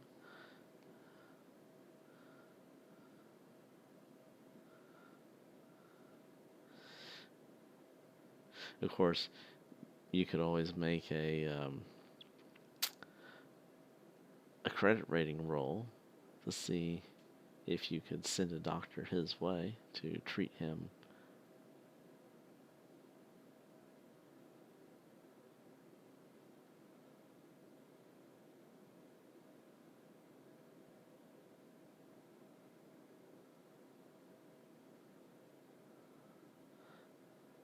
Thank you, kind British man.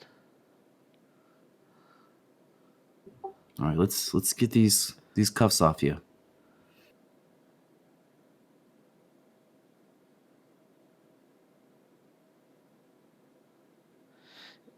Go ahead and give me the credit rating roll now, Barney.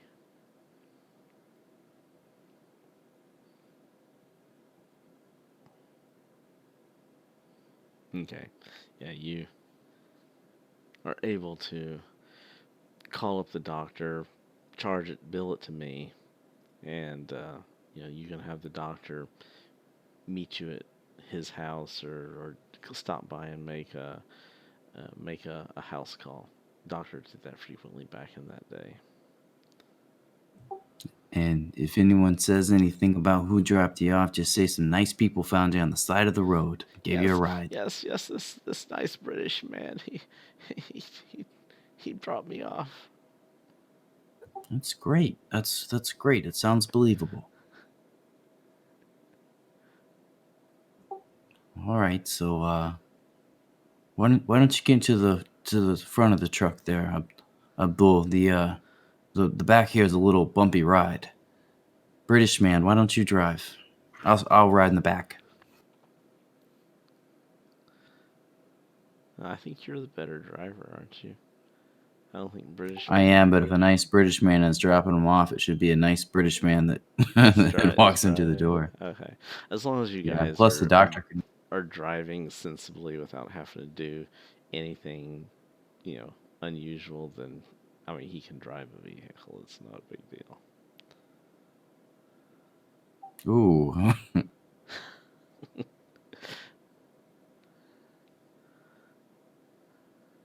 Okay, Barney is not able to render any useful first aid.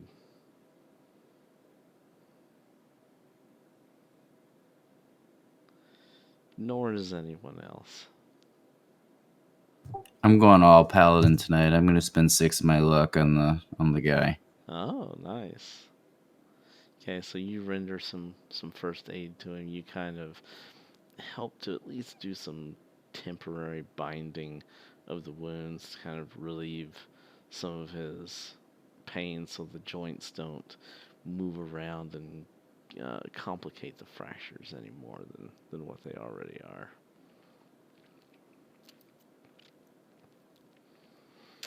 I put my hand out to shake his hand and say, Abdul, on Allah, I want you to swear on Allah. You're not gonna say anything that's gonna try to jeopardize this. No, no, I say nothing. Swear on Allah and your family, I swear to Allah. and on your wife and your child's life. By the eyes of my wife and my daughter. Okay, that's good enough for me.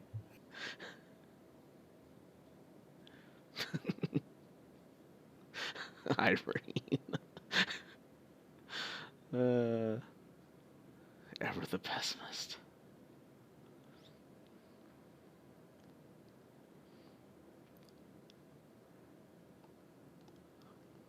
So are you guys going to?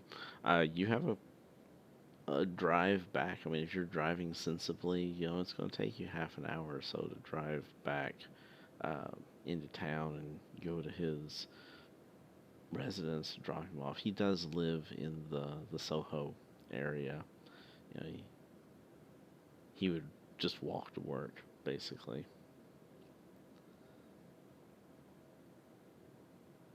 So are you guys going to explain anything to him in detail about the club and why it is that I mean, he obviously isn't going to be working for the next several days with a broken knee and a broken foot.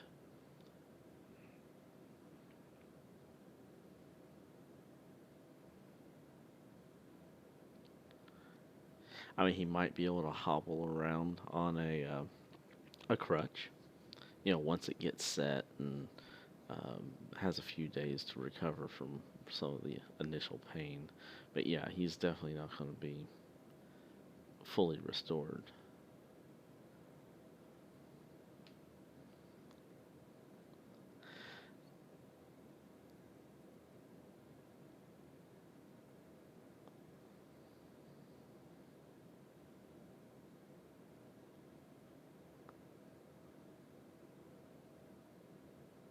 All right, I guess we're gonna drive back and have the doctor meet him. I don't really want to be seen. I'm gonna hang out away from eye contact. So what's not a good idea? Missed something there.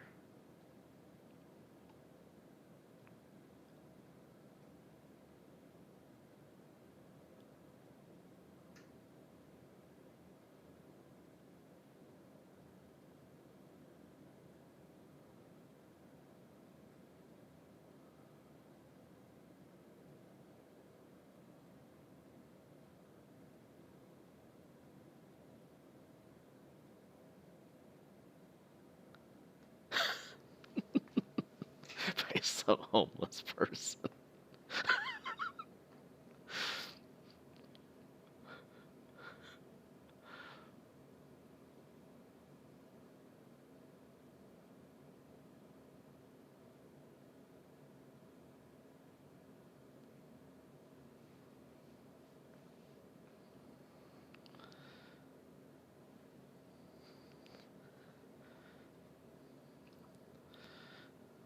All right, so you guys make the drive back, and uh, the rest of you are in the back. But Barney, are you going to say anything to the guy? Are you just going to ride along in silence? Are you going to explain anything to you? I mean, are you going to explain anything to him uh, about these things that you've implied about the people and in the basement and why he needs to quit his job and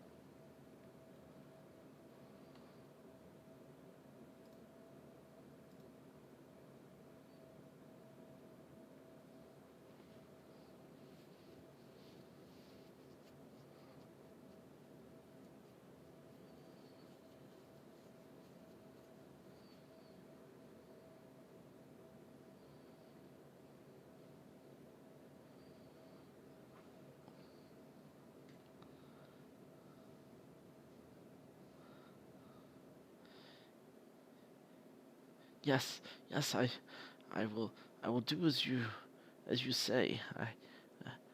I will not be able to work anyway.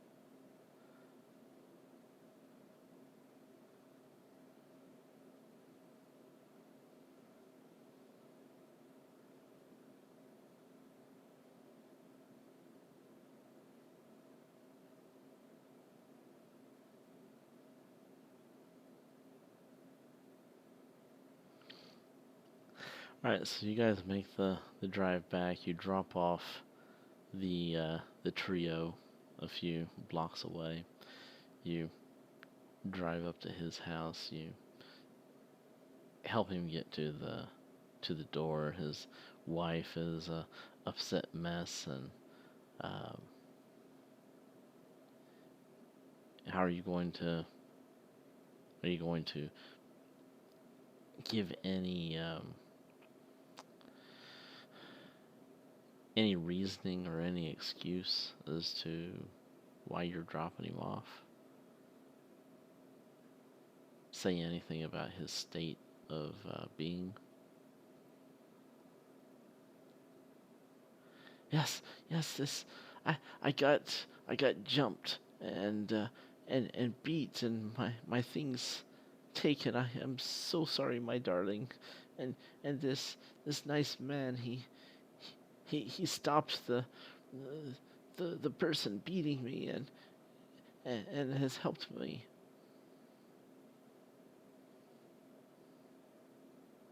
Which is actually partially true.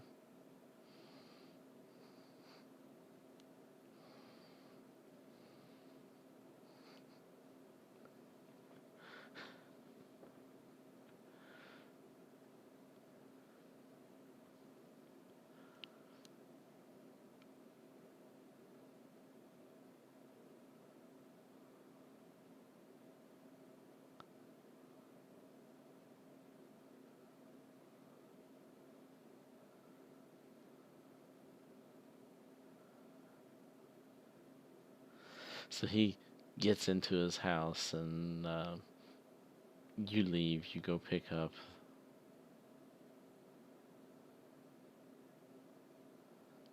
the others. And what are you guys doing now? By the time this is all said and done, much time has elapsed, and I'm gonna say it is close to about 3:30 in the morning.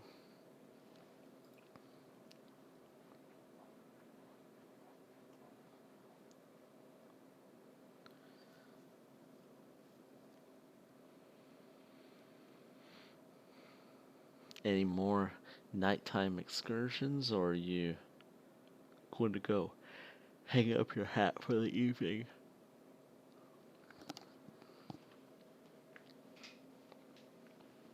All right, you drive back.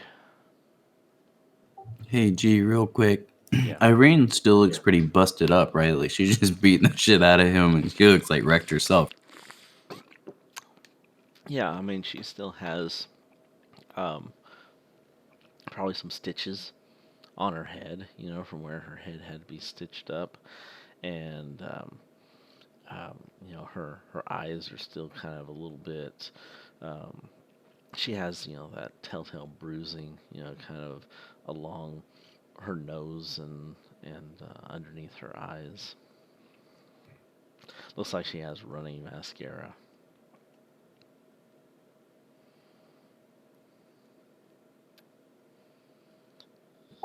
Irene, you good, right? But as far as being stable, I mean, she is stable. She just is still very wounded.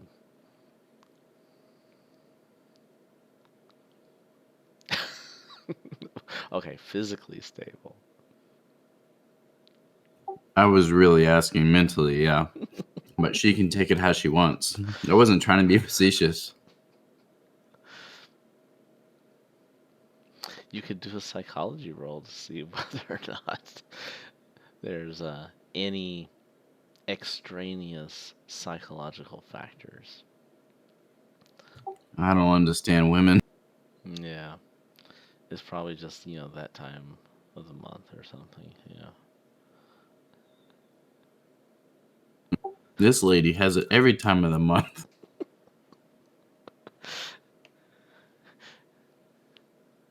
Well, maybe not. Maybe we saved Abdul's life there. We got him out before the bullets started flying.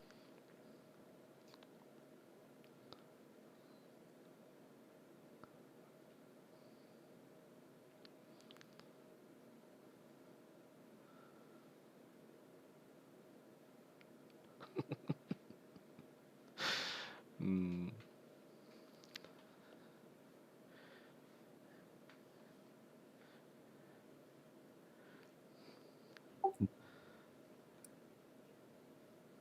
Now, how about we go get some rest? It's freaking butt ass early in the morning. We'll talk about it tomorrow when we're all thinking clearly.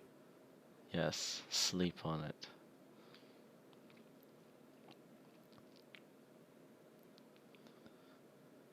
Alright, so you all head back to your temporary residence outside of town. Now, you guys are in Soho with your truck. Are you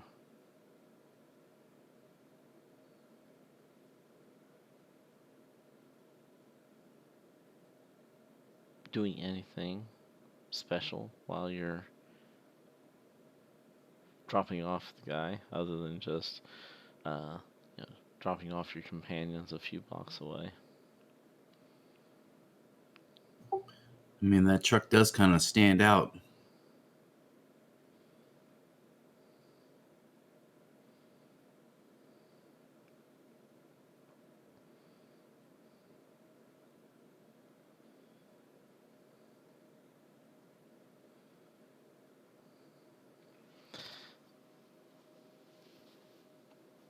You're talking about when he dropped you off, if you're gonna hide someplace.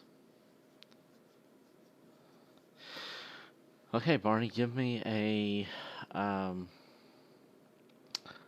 spot hidden roll. It's like one of the most. I wish there was an alternative. It seems like that skill is used way more than any others.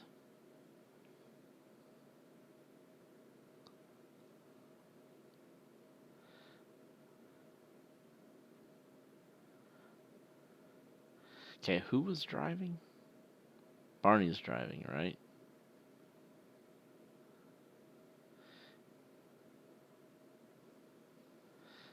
Hey, Barney, as you're driving through Soho, after you drop off the guy and you're kind of like driving through the area and heading back home, you think that you may have picked up a tail.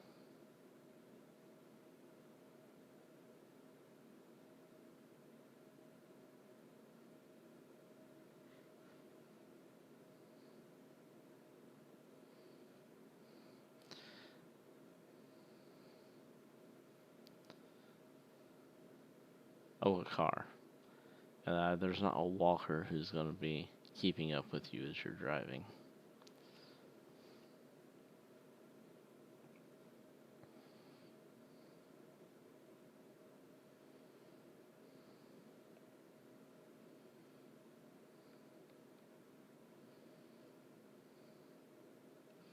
You're looking in your rearview mirror, and you notice that there's this car that's been behind you.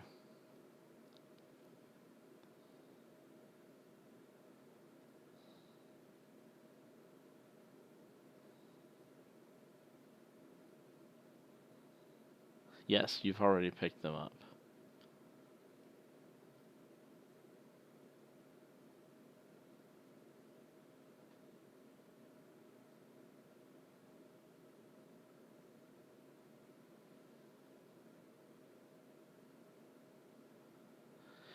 Now there's two of you in the back. Who's in the back? And who's in the front? Now before we had Irene in the front because she's injured. Is it still following? Okay, so Irene and Barney are in front. Kansas and I'm sorry, yeah, Irene and Barney, and Kansas and Charles are in the back.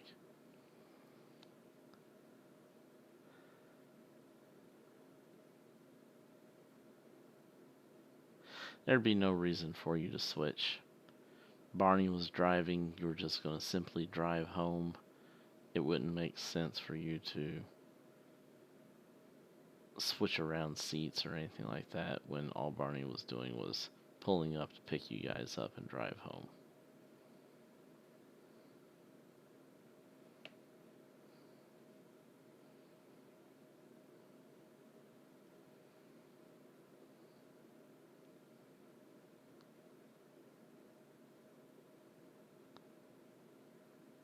No, there's no window. Someone asked once before, and I said it's just a solid plate of glass.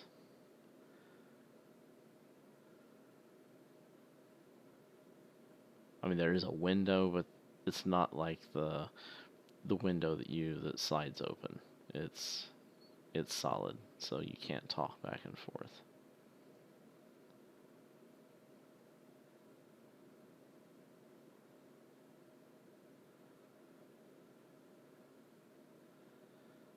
And yes, it's after he dropped off the guy and then came back to pick you guys up, and then you're on your way home. He looks in the as you're leaving Soho and heading, through the other areas of town, and driving on off into the suburbs outside of town. Barney looks back and he notices that he's picked up a tail, he believes.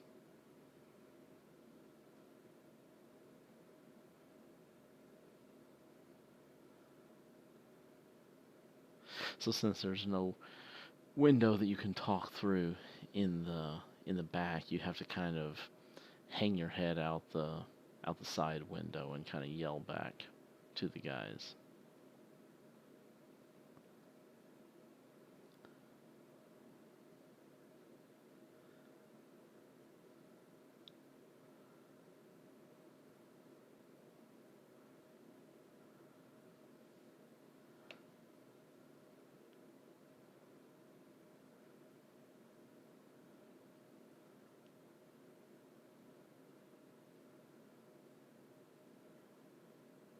Okay, so you're going to get out of the vehicle and switch.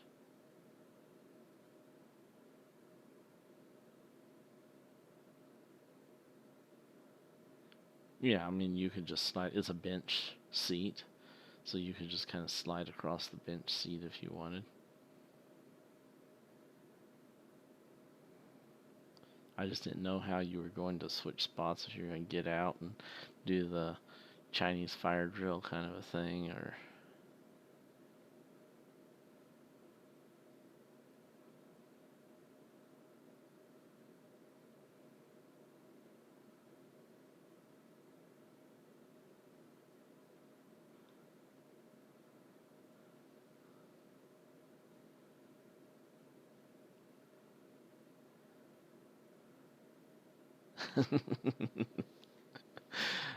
oh, the gentleman Barney, not so gentlemanly anymore.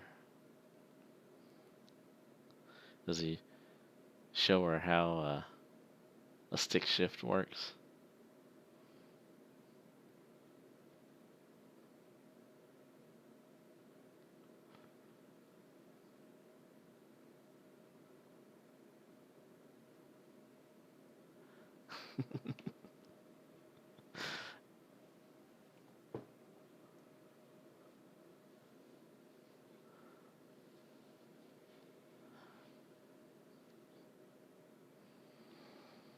All right, you guys do the flipperoo whenever you come to a stop sign.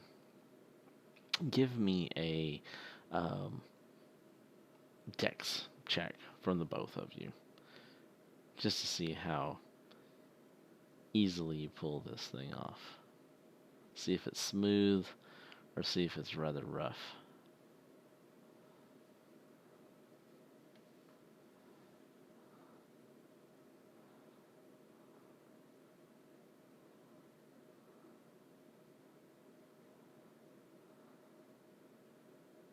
Smooth slide from Barney.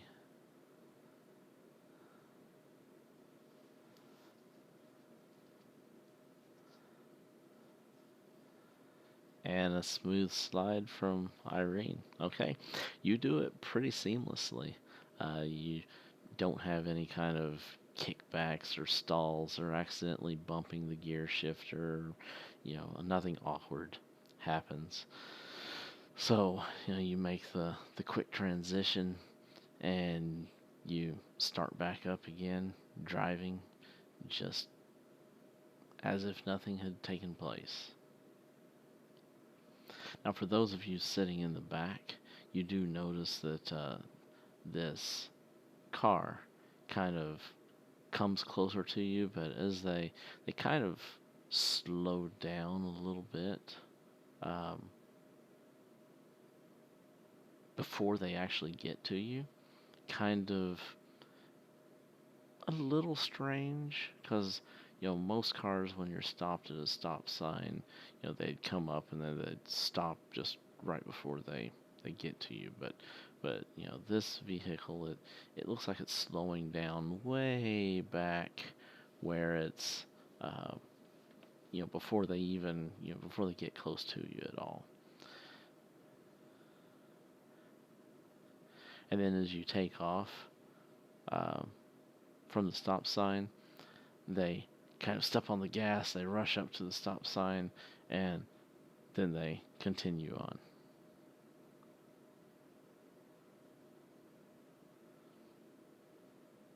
Nope, they're too far back. The headlights are shining, blinding you.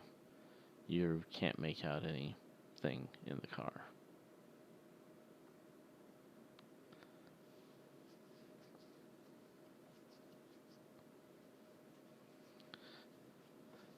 Alright, so we are now going to enter into a chase scene. Alright.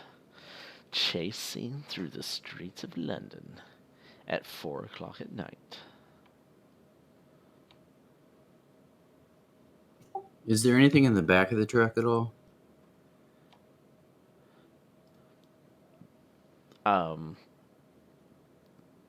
No, not anything really substantial. You guys had a tarp and some rope before, but you used that to wrap up the head and took it into the office. And so now there's pretty much nothing in the back of the truck. You guys just kind of sat on the floor on the bed of there in the back of the truck, and that's it.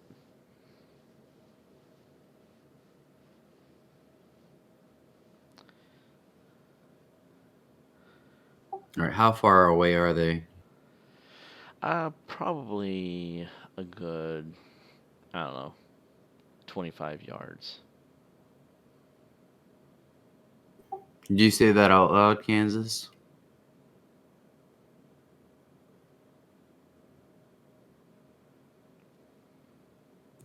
Do we know that they're like chasing us at this point? Well, we haven't started the chase yet. So you guys are kind of asking me a bunch of questions, and then Irene said that she's gonna gun it. She's gonna try and lose them, and then I said, okay, we're gonna enter into a chase scene. So at this point, she's like stomping on the gas. At this point, that's where we're at right now. Okay, the first thing I do is I grab the side of the truck because I don't know what the hell's going on. Okay. I'm like, what? Holy shit, Kansas! What the? Oh God, I hope she's not PMSing. Okay, so the truck lurches as she steps on the gas. A big old cloud of diesel smoke comes up, and she starts taking off. Irene, give me a drive check. Kansas, we're gonna die back here. Yeah, Barney did yell out that you guys picked up a tail. So You got a pretty good drive. okay, she she steps on the gas and she's letting it go. This is funny because we're back in like history where it's really sexist. Because I'm like the most unsexist person, but I keep wanting to go that way because of the error. So I slapped Kansas and I said, "Who said women can't drive?" Okay, she manages. She's like starting to outpace the car. She starts to pull away from it. She's turning around some corners. She's trying to lose them, and they're still kind of keeping up, but she is kind of placing more distance between the two vehicles as she starts to pull away from them and outmaneuver them through the streets of London. Now, like I said, you are still in the city. So if you guys start just opening fire and shooting, then that's going to really draw some attention, more so than just two cars speeding through the streets. True, you do have silenced pistols. But if you happen to miss, you got to think about, collateral damage. Granted, it's in the middle of the night, so there's probably no people, but if you're driving through residential areas, you could potentially shoot out people's windows and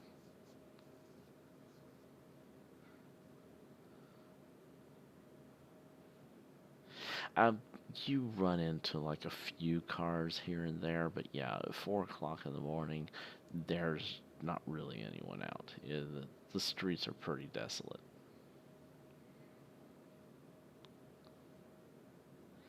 And that's really what tips you off with the tail more than anything else, is that there's not really any traffic. And so for this one car to be like staying, but they were staying pretty far back, and you probably wouldn't have noticed it in any other time. But it being late at night with hardly any vehicles on the road, and they seem to be turning the same directions that you're turning. They had followed you for several miles. It kind of tips you off that, hey, I think that something's going on here.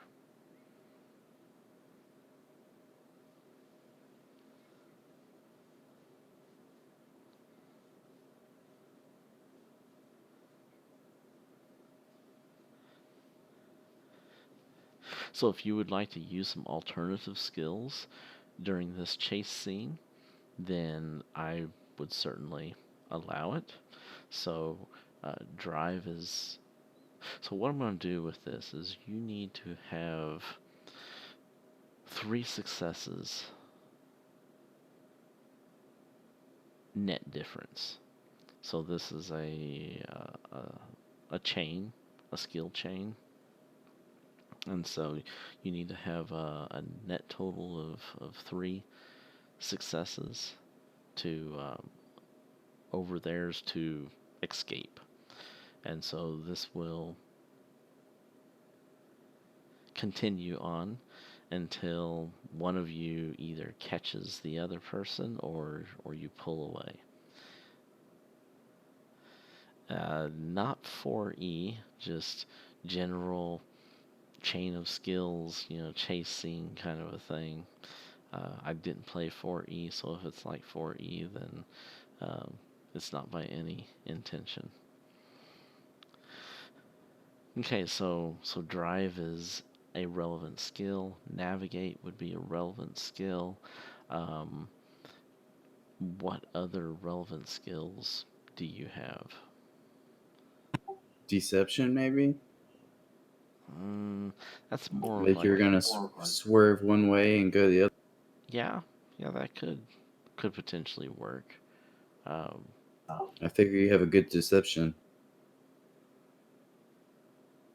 Or maybe by turning off the lights and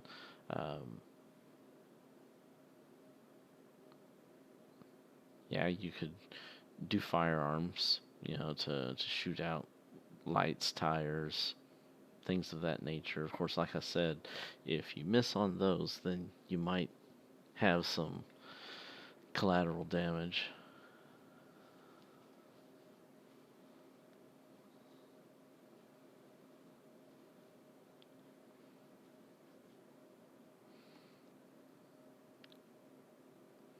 Okay, so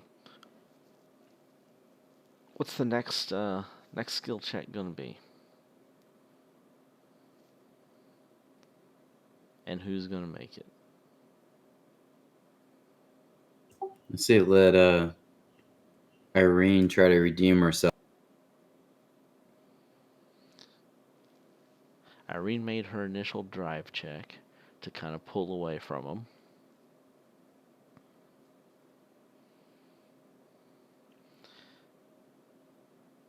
Okay, Barney, you help her out with navigation, telling her where to turn, where to go.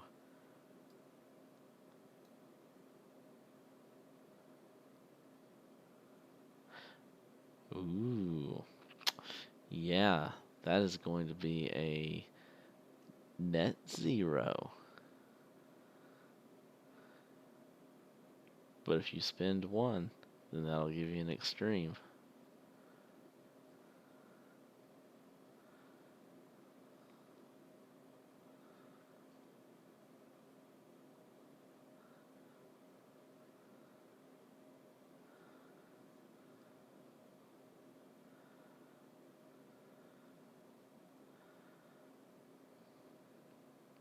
Are you spinning it?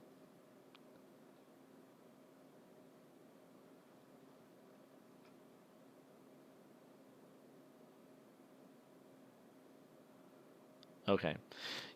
You successfully point out a few side streets and everything that um, Irene drives down, and you're helping to navigate her through, some alleys and everything else as you continue to kind of evade and pull away from these guys. They're just barely able to keep you in sight now at this point. Just a little bit more, and you might be able to pull off um, getting away from them.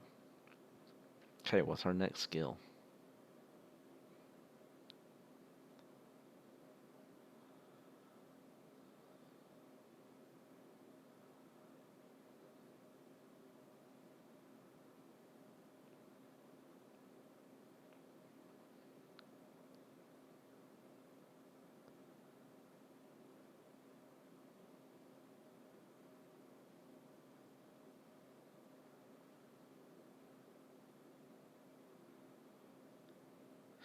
The lights are going to be much easier to shoot than the tires. The tires are on the side of the car. You would have to time the shot with turning around a corner or something like that. Plus, you've kind of outpaced them quite a bit now. So it's going to be a fairly long shot. Multiple factors factoring in here. This is going to be um, plus it's dark. So it's dark, you've got distance, so you're going to have 2 setbacks. Or actually, no, the distance changes the difficulty, so it's going to be a hard shot and a setback due to distance. I mean, due to the darkness, and a setback due to being in a moving vehicle, kind of weaving and turning corners and all that kind of stuff. How far is the distance? It seems like range is pretty good on firearms. It's going to be a long shot, so it's going to be a hard difficulty. Okay, so hard shot and 1 setback or 2 Two setbacks. two setbacks unless it's Barney shooting, because Barney has the benefit for the darkness, the night vision thing, night eyes.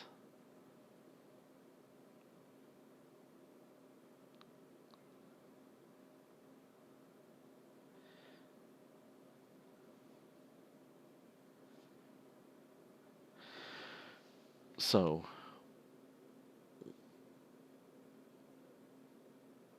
if you try to shoot something really small like a rope, that's going to change the difficulty even more.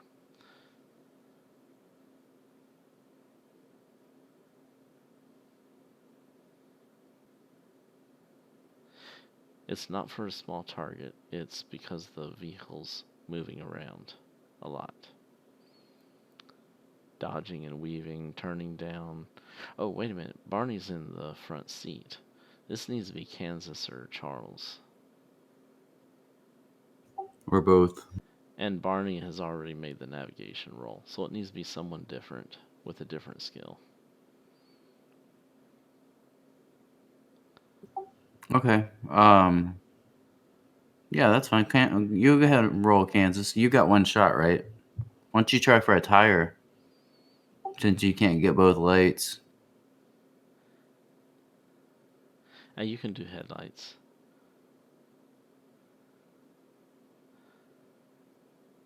Yeah, these silence guns aren't going to do too much to the They're engine. not going to do anything to the engine block. You might be able to put some holes in the radiator, but that's about it. All right. I've got I can do 3 bursts, so I'm going to go 1 for each tire and a headlight. So I'll go tire, head.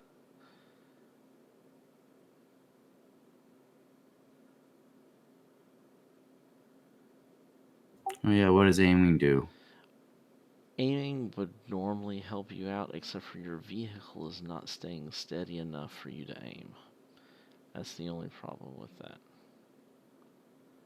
I'm going to actually do 3 for the tire because I feel like they might still be able to get us with the headlight. I'm going to go for the tires. Just 3 shots at the tire. Okay.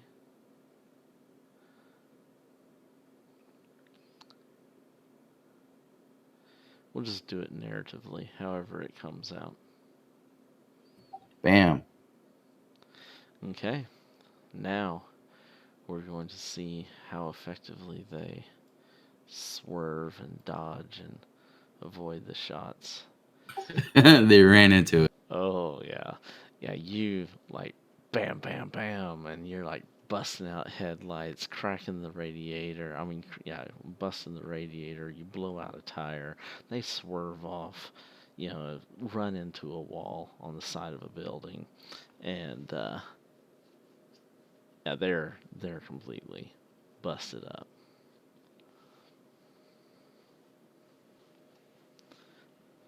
And so that gives you your 3 successes. And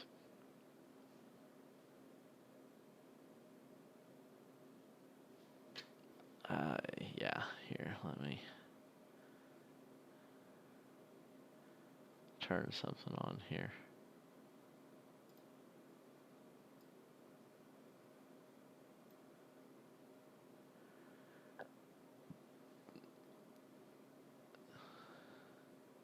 You guys are driving.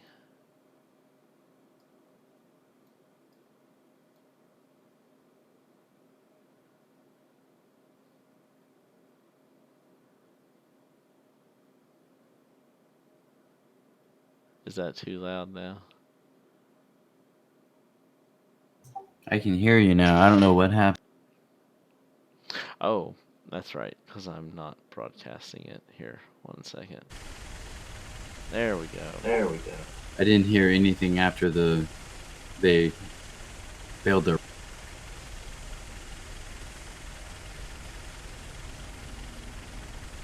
Let me see what this post is here.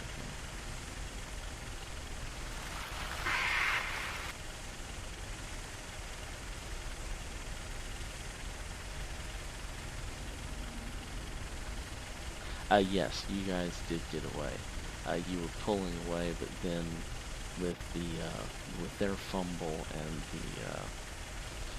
and the hard success from Charles, you not only pull away from them, but you also cause them to wreck in the process. And oh, that's I was expecting a video to play. I thought maybe it was some sound effects or something.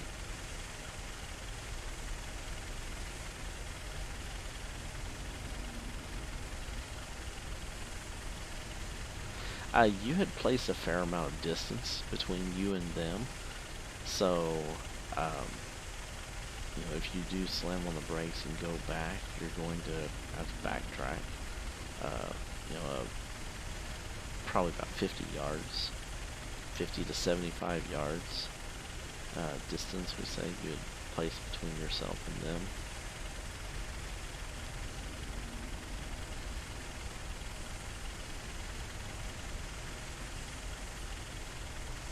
Most vehicles in this day and age do not have seatbelts.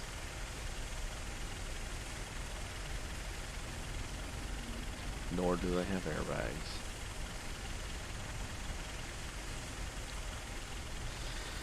Okay, but it's up to Irene what she wants to do. And she doesn't have time to debate it in the committee. So, she's either going to slam on the brakes and go back, or she's going to...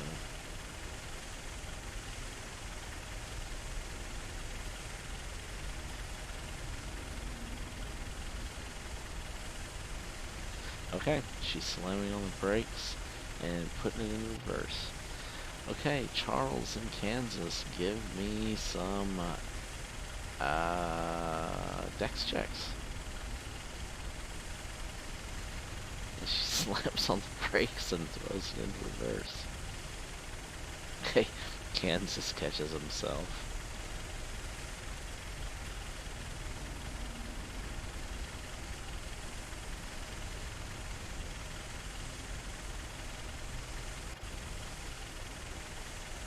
And Charles catches himself. Okay, very good. She slams on the brakes. She throws it in reverse. She slams on the gas again. And she's like taking it back. Are you going to actually ram into him with the back of the truck? Or are you going to stop? No, no, no, no, no, no, no, no. He doesn't know what's going on. Okay. Let me pull up a couple things here real quick.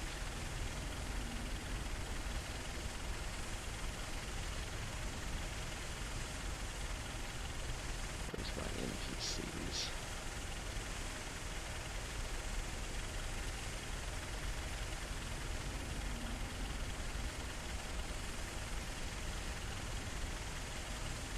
Why does no one in this daggone thing have any guns?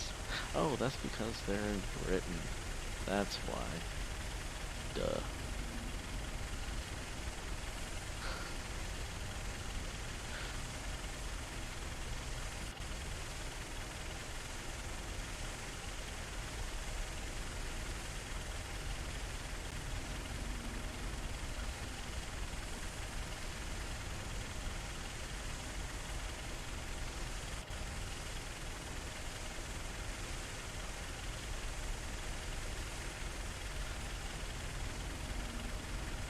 Okay.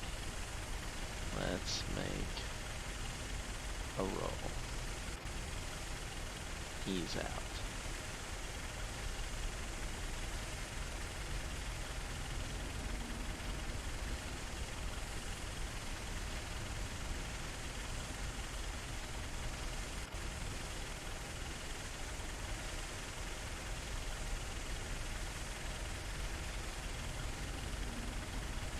Oh, wait a minute. Why am I rolling education? That's not what I want. I want con. There we go. That's better. Yeah, he not much educated. Educated.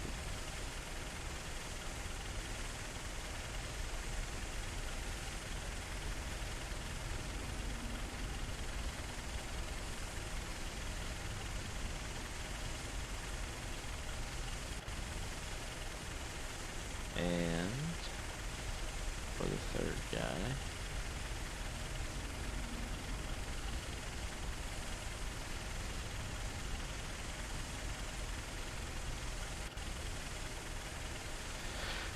okay, you come driving up and there's 3 unconscious bodies. A couple of them are kind of like hanging out of the front window. Front window's kind of busted up, and they've kind of been partially ejected. And then you can see someone in the back that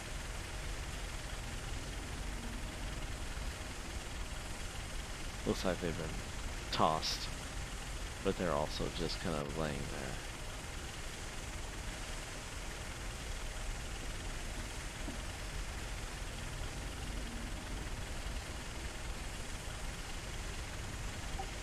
I got one set of cuffs. Anyone else got any?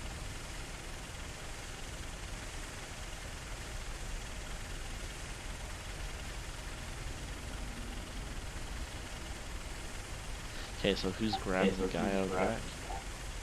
Which one?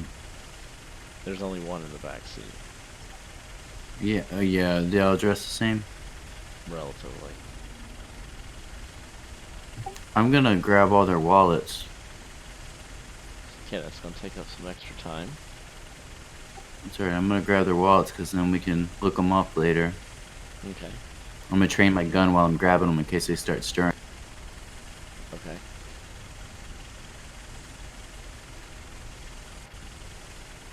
You gotta kill them to be a murder hobo. You're not sure that the front two are alive. That's actually a valid point. Are they alive? The I ones don't in know. the... Do a first aid check if you want to take the time to check and see. You can't tell. Kansas kills them. You can't tell whether or not they're alive or. Is there a bonus die if their brains are splattered? You don't see any splattered brains. There's nothing. How about that? How you like me now? Okay, Charles can tell that out of the three individuals, the one in the back seat looks like the most likely to be uninjured. The other two, they're pretty lacerated and beat. Are you actually taking the time to actually check vital signs and everything for all of them? Yeah, that'll just take a second. I mean, just reaching down and checking the pulse. It'll probably take a minute, to check all three of them. Yeah, that's fine. Okay, so the front two, yeah, they're gone. They took some major head trauma, going through the front windshield and all lacerated and I can't tell if you're talking again. okay.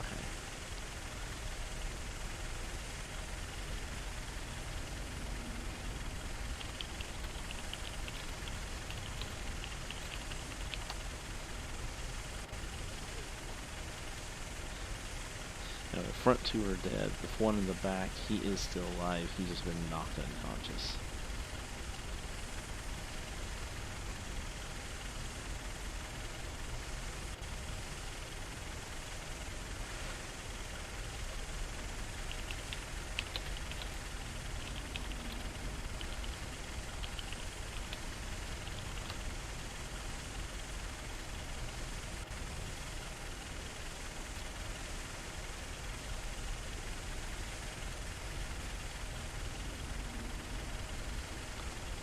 Okay, you grab the guy out of the back seat, you throw him into the back of the truck, and here we go. Murder Hobo round 2.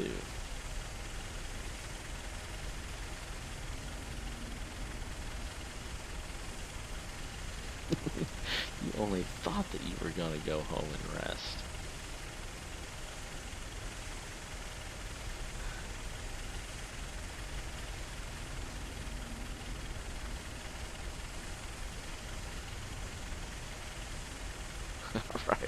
Alright.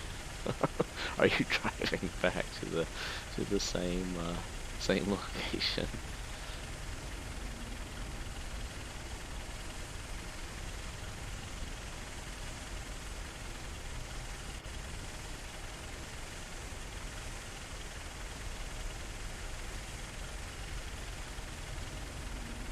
Yeah, it was all blunt force trauma, so there wasn't really any blood. Plus you were in the back of the truck, so if the blood got anywhere, it would have gone onto the back of the truck.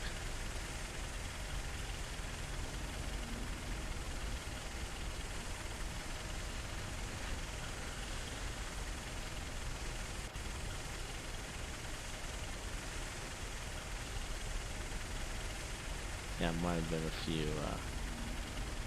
few hunks of flesh got ripped off.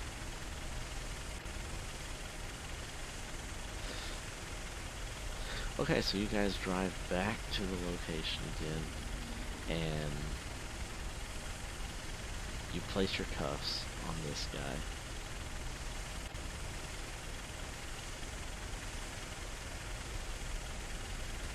Alright, you're waiting for him to wake up, you're leaving him in the bed of the truck.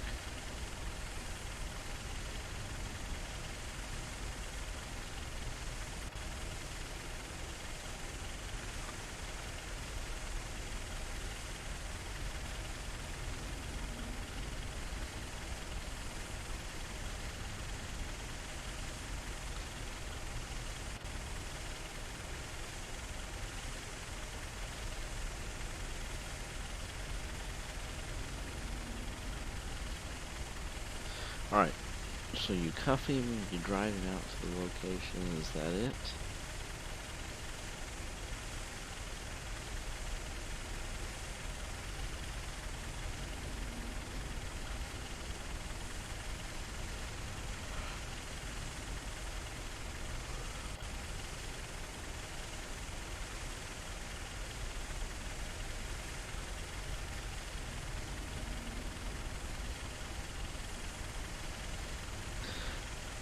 Okay. Yep, he's handcuffed. Okay, you tie his legs with shoelaces.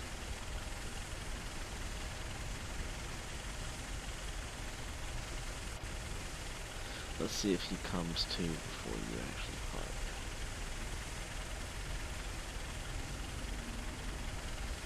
Yeah, he does. He comes to in the back of the truck as you're driving. Are you gonna knock him back out again? This is for Kansas and Charles because they're the ones who are in the back with him.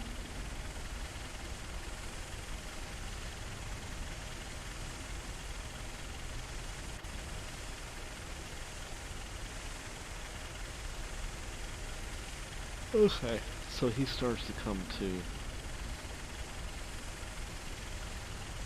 And as soon as he does, you cock him again and put him back down. And so he stays down until you guys stop, and then, you know, you've been stopped and you're all back there at the back of the truck and waiting for him to come to. You kind of splash some water on his face or something. He kind of groggily, kind of starts to open his eyes and kind of move around a little bit.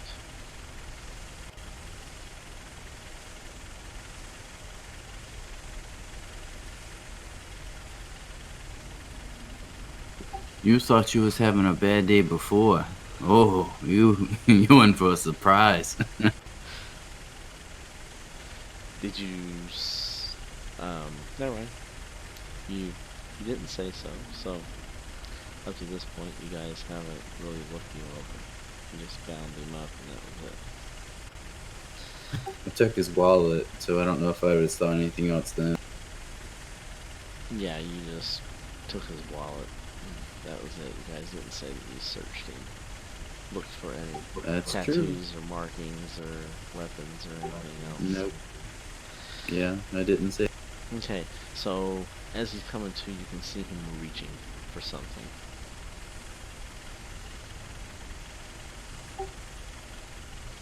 But of course it's difficult because he's cuffed. If he's reaching for something, yeah, go for it, Kansas. Whip him.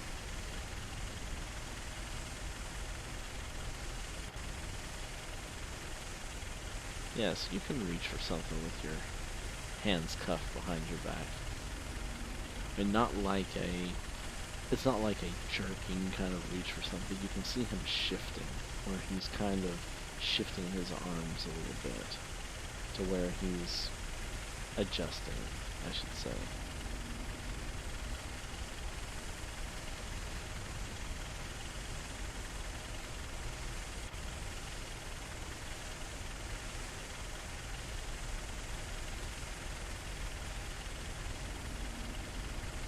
Actually, I'm going to make a roll because he's being pretty subtle about it.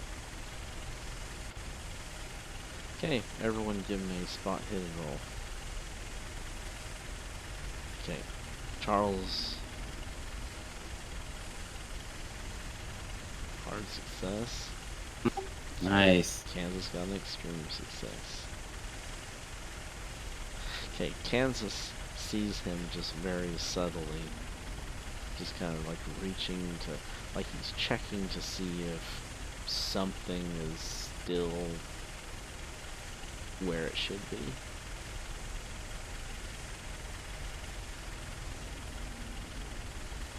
And whenever he does, you beat him again.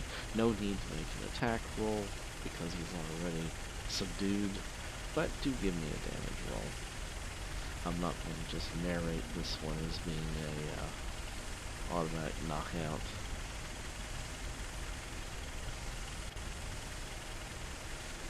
Okay. You punching, it kind of, it hurts a bit, but it's not enough to knock him out.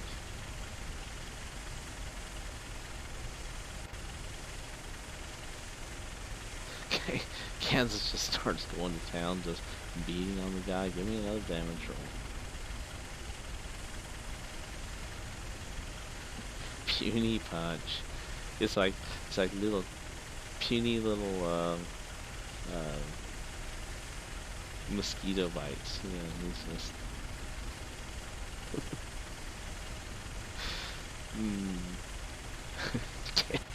Kansas just looks like he's really trying to go to town on him.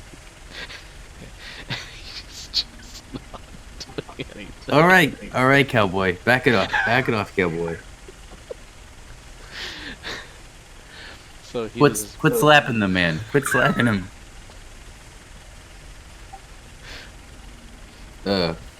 Yeah. All right. So I pulled my gun out and I pointed at his nuts. I say, last guy that tried something stupid, I blew his nuts off. You guys can subdue him. I mean, you don't have to attack. Yeah. Okay. We'll just You don't have to subdue him attack. while this Kansas is beating the shit out of him. You don't have to attack to do damage. You can do a grapple, and you can like grab his arms and so that you can stop him from whatever it is that he's doing. While Kansas is out there slapping at him. I'm gonna bitch slap you, man. I'm gonna bitch slap you.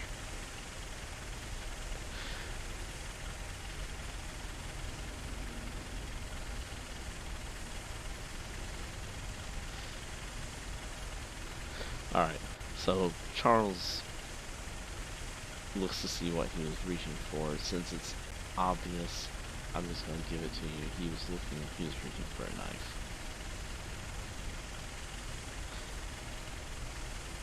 Or should I say, feeling to see if his knife was still where it was supposed to be. It's a switchblade knife.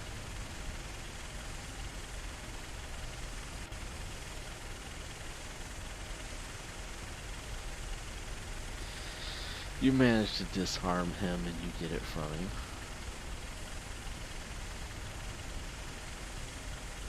And now we can go into narrative.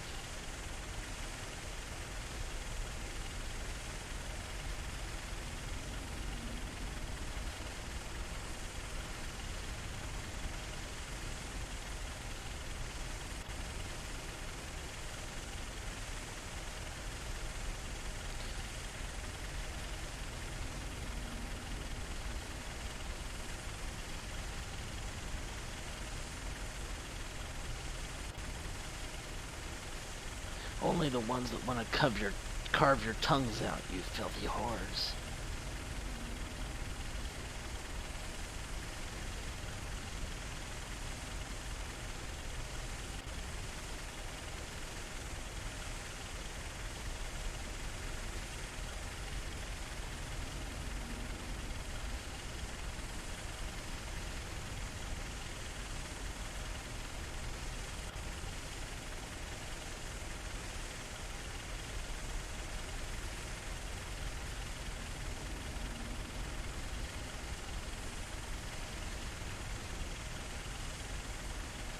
What the hell does that matter for?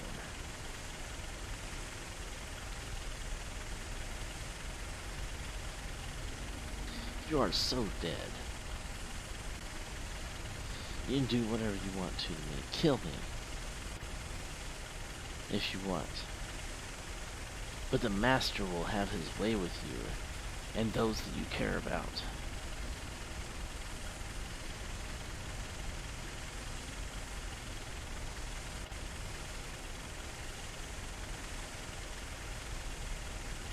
Alright, give me a damage roll.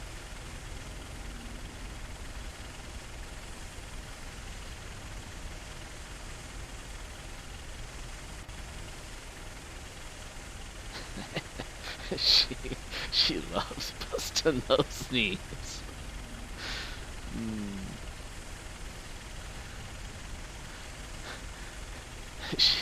she cracks his knee. Ah, he starts screaming. This is a British guy, by the way. This guy is not a Egyptian.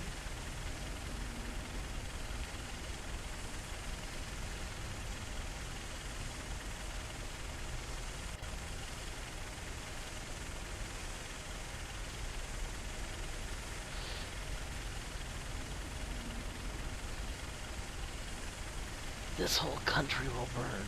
The whole world will burn. And you'll burn with it.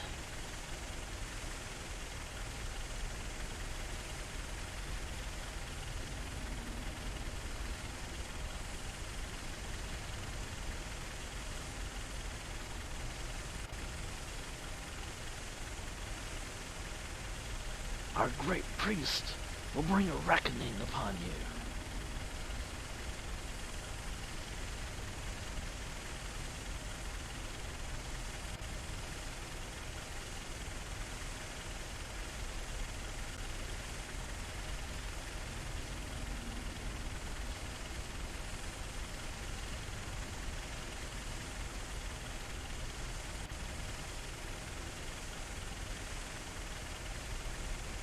He cracked his foot. Ah! What's your great priest have to say about that?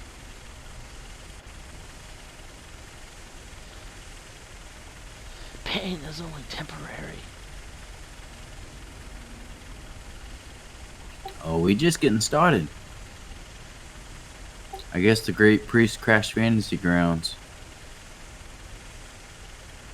No. Everyone's still here. I think you're the only one Just me. who dropped out.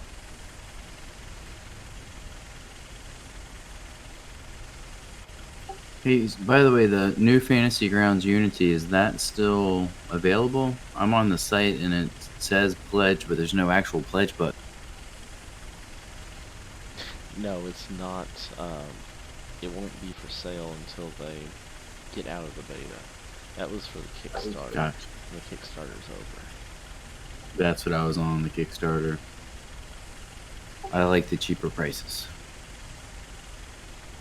I think they're going to like order or offer some special bonuses or something like that, but it's not going to be the Kickstarter price, I don't think so. Yeah, that's what I was hoping for. But if you're patient, you're not in a big hurry. As you can see, periodically, typically twice a year, they run big sales, and so it might go on sale, or you can pick it up for a discounted price. Okay, you continue to cause him pain and agony, and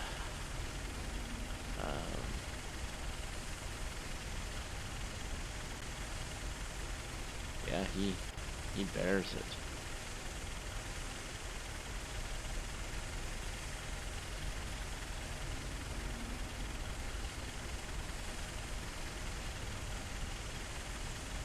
Ah!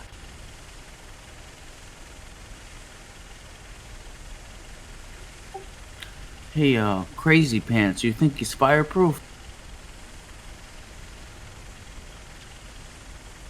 The master will have his way with you, bitch. You'll become his wife. You'll be the mother of Spawn.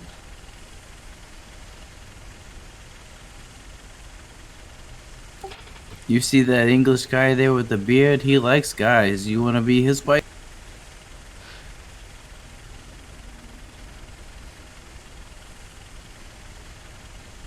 Okay, I think at this point no one actually knew that you had taken a book except for maybe Charles. So would you have been lugging that tome around with you all this time? I mean, it was a pretty big book. Where are you keeping that thing at? Purse. Have you seen how much women can put in their purses? Okay, so give me I don't know. It's Luck roll. yeah, a luck roll to see whether or not you have it with you or not. Okay, now you stashed it in some secure location.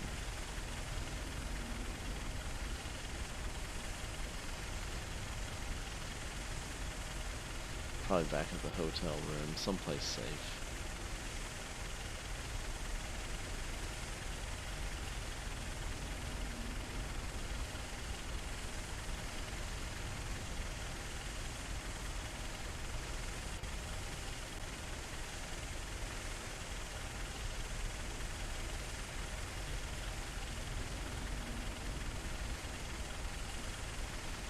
So what does that matter? Not all can comprehend the books of the masters. Only our priest can do that. And some of his top men.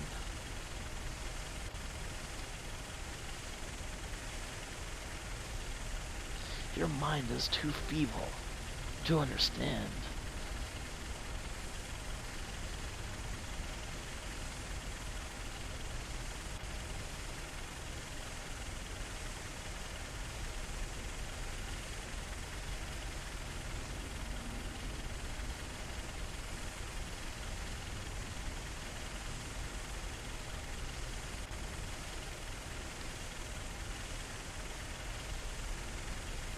He starts laughing.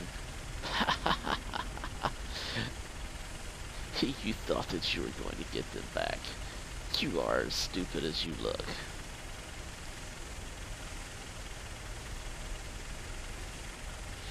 Your aimless searching is what has enabled us to find you. If you would have just stayed low after attacking the house.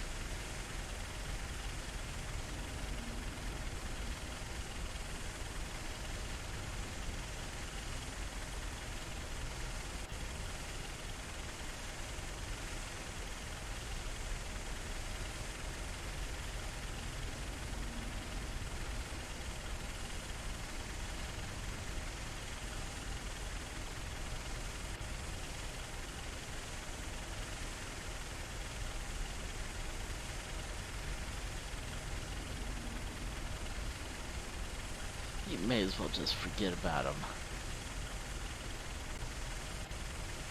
They're already dead, sacrificed to the gods.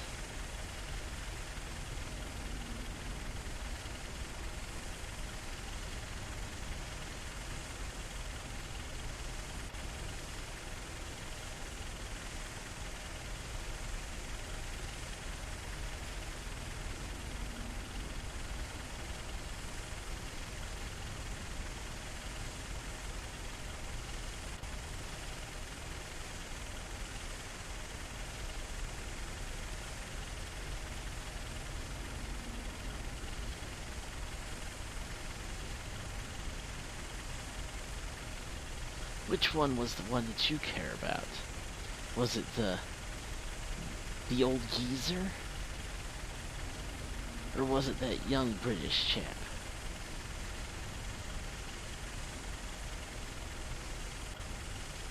Yeah, I think maybe it was the young British chap. Maybe he was your lover.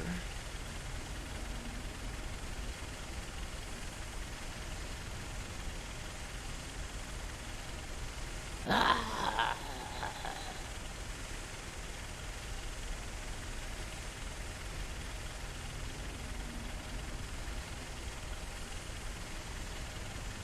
Yeah, you can find the tire iron up underneath the seat of the truck. He holds it up and he says, "Hey, you think we can put this in his ass?" We're trying to intimidate him. Oh.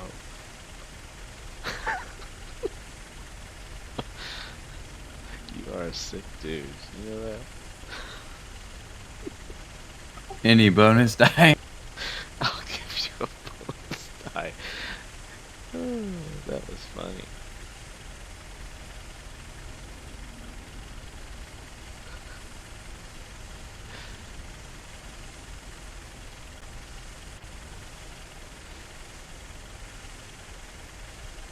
You talking, G? Yeah, the sound is going. Okay. Can you not hear the sound in the background?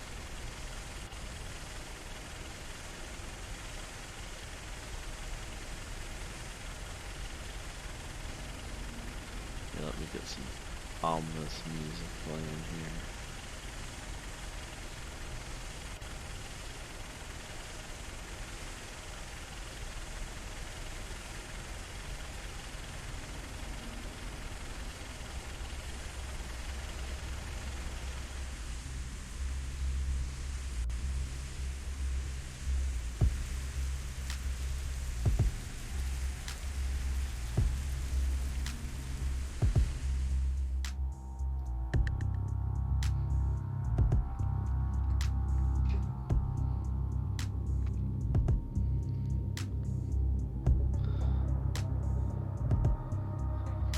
Okay, what are we trying to luck here? Intimidate. Oh, spend all that luck. And that was even with the bonus die.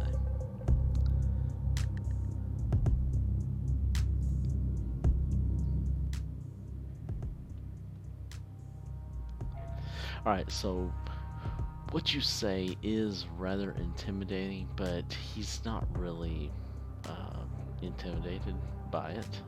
Most normal people probably would be, but No waste of luck. But oh, did you spend your luck? Oh yeah, I spent all 24 of my luck. Oh, okay, yeah. I mean, if you spent your luck, then it's like, no, no, no, no, no, no, no. And you're like, ripping. I mean, are you actually getting ready to do it? I mean, you like pulling his pants off and all that stuff. Oh yeah, I've got the tire iron, and I say, yeah, like, can we fit in his ass? And he's like, if he says anything, and I start walking over. All right, help me get his pants down. All right, yeah. I mean, at first he thinks you're bluffing, but then as you push forward, with it, you continue, through the process, and like. Do you think we can get it in without the lube? Right before you get to the point to where you're just about to jam it in, and he's like, no, stop, what? I touch the tip of his butthole with the iron.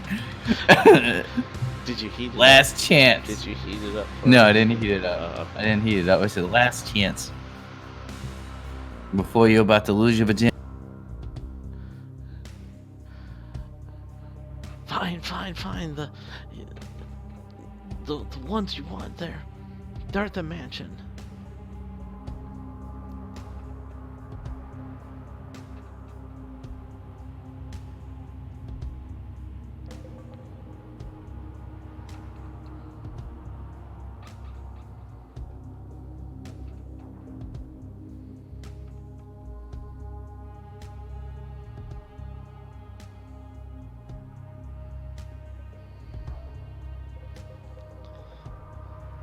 You believe that he's telling the truth?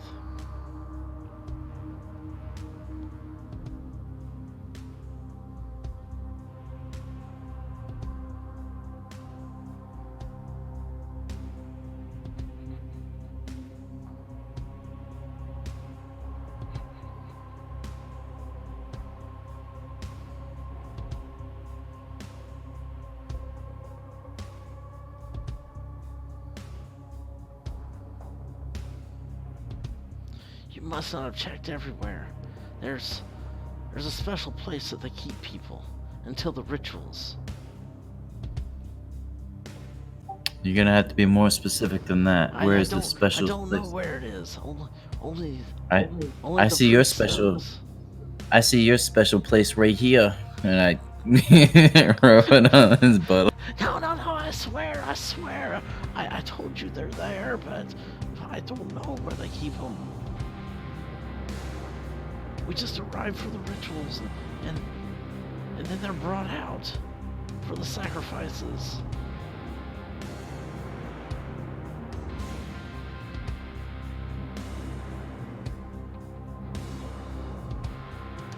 Some are sacrificed, some are risen up.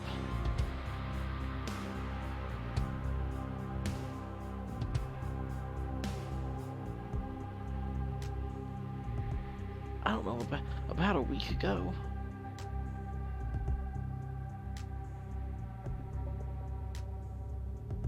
Maybe a little less.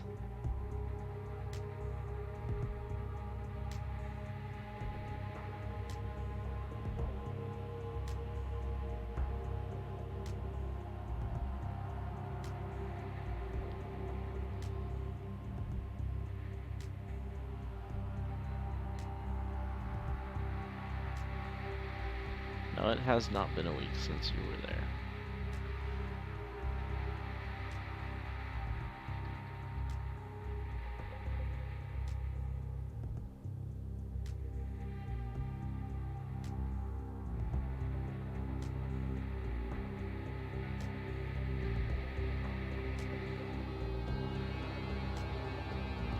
You didn't roll good enough on your roll for the shackles. I mean, you saw that there was blood on it that was relatively fresh, but you didn't roll good enough to get a exact time frame, from what I recall. Because otherwise I would have told you precisely how long it had been at the time that you were searching the manacles.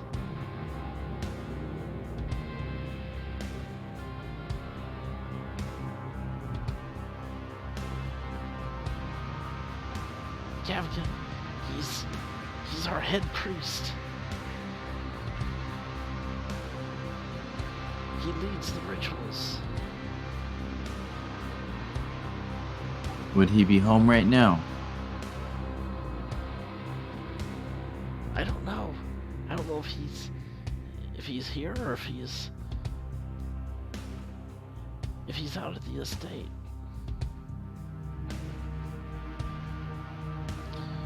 Yes, Shafiq, she's the second priestess.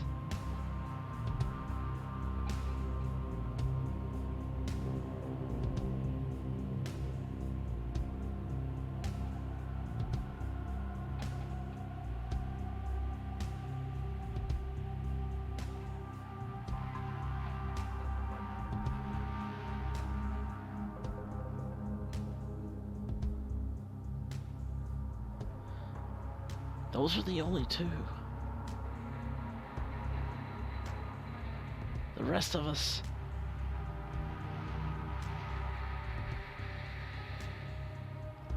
are just the followers.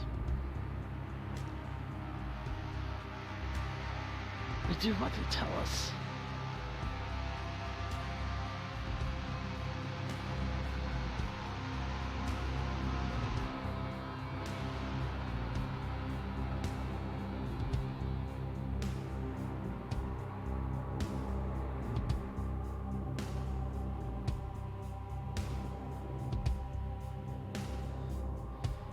No, there's no password, but there's the name of the one that we worship.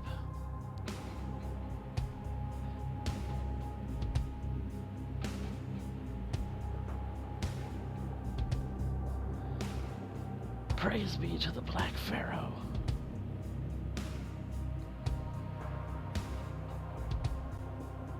So if you don't know that much, why do you like this Black Pharaoh so much?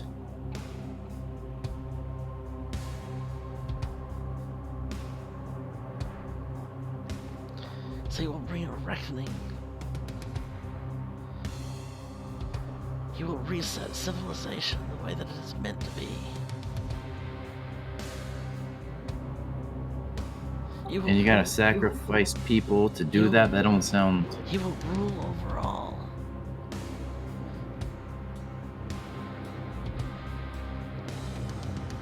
Not all are sacrificed. As I said, some are risen up.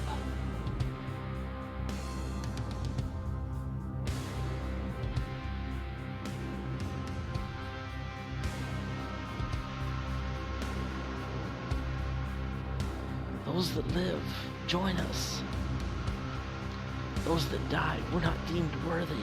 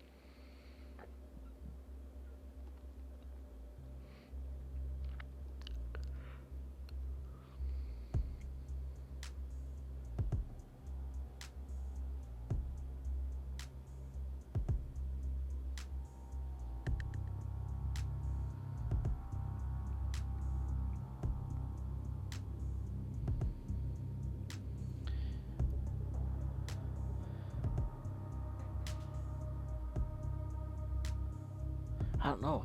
I have not seen her for a couple weeks.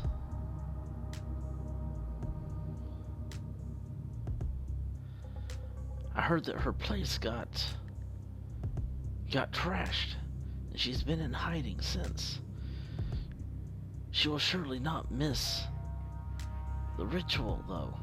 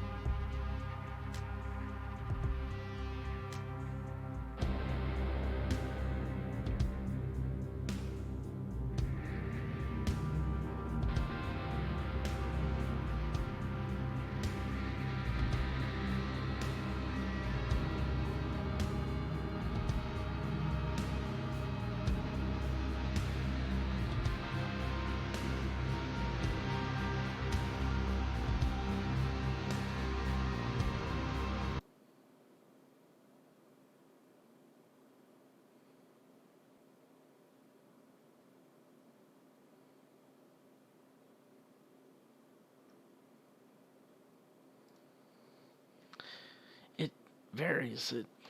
It depends on the time. It, the minor rituals, there's just a few, but the major rituals like the one coming up, there'll probably be 50 or more.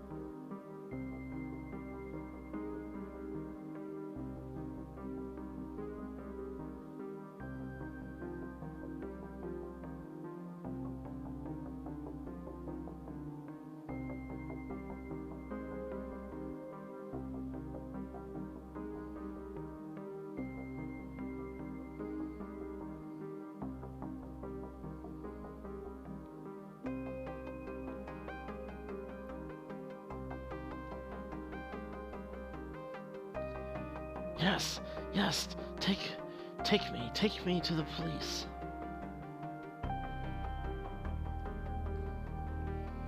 So whatever you do, don't cram that thing at me.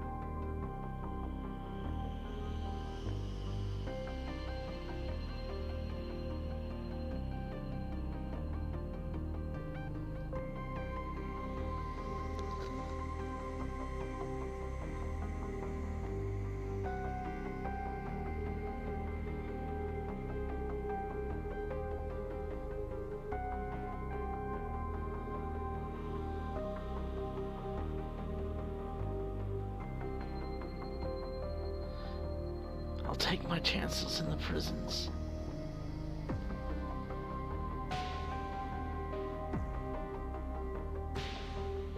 Just leave me be. I told you everything that I know. Told you all that you wanted.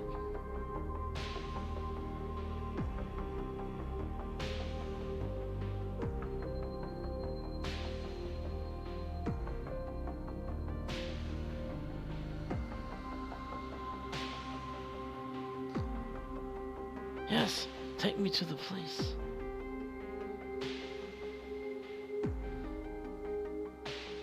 Just no more.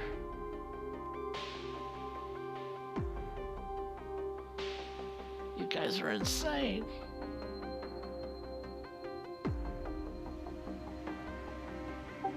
What do you think would happen if I shoved this up the Black Pharaoh's ass?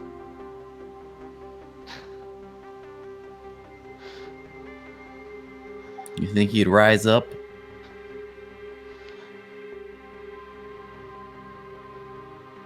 You do not understand what you're talking about if you think that you'd be able to do that. You know, they sent some kind of dinosaur monster after us, and I dropped that thing like it was my cat that needed to be put.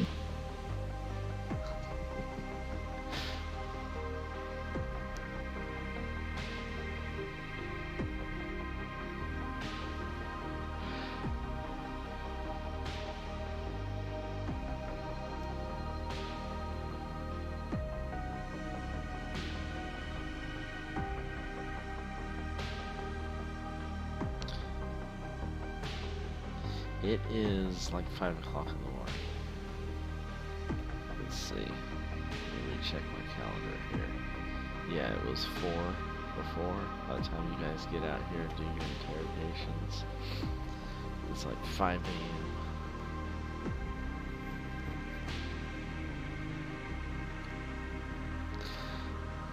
So you guys are going to just hang out, wait until the police station, until he gets to the police station, and be there waiting for him. Yeah, is the plan to get him to tell everything he told us about the cult and stuff so we can get some backup? Is that you what? guys can take him. I mean, it's not like the jail closes. I mean, there's someone at the police station 24/7. So I mean, you could take him at any point, but then just wait for Barrington to actually talk to him.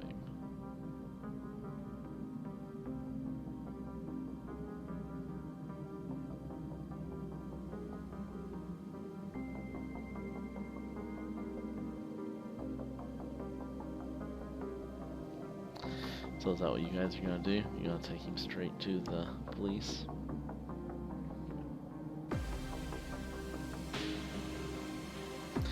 Okay, so you take him over there. By the time you get back into town and over to the police station, we're gonna say it's like close to 6.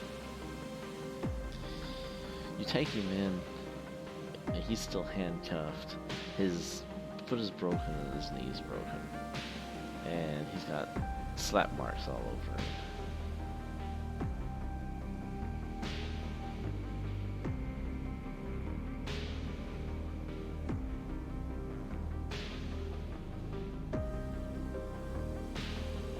I mean, the other option would be to take it to Irene's people.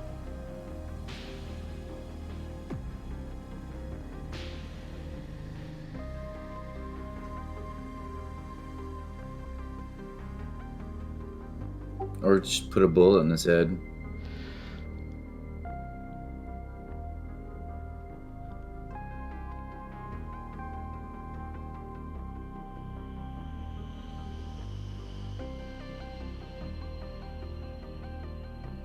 Okay, so what are you guys gonna do? Are you gonna take him to the hotel, or are you gonna take him straight to the police station?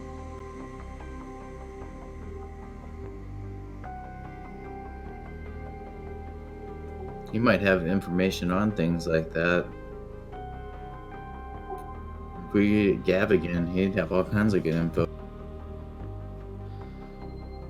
Okay, so you guys take him to the police station. He's not walking on his own because one, you hear him all bound up, and two, he has a busted knee and foot. So you guys gonna carry him in? Okay. You drag him in through the front doors of the police station.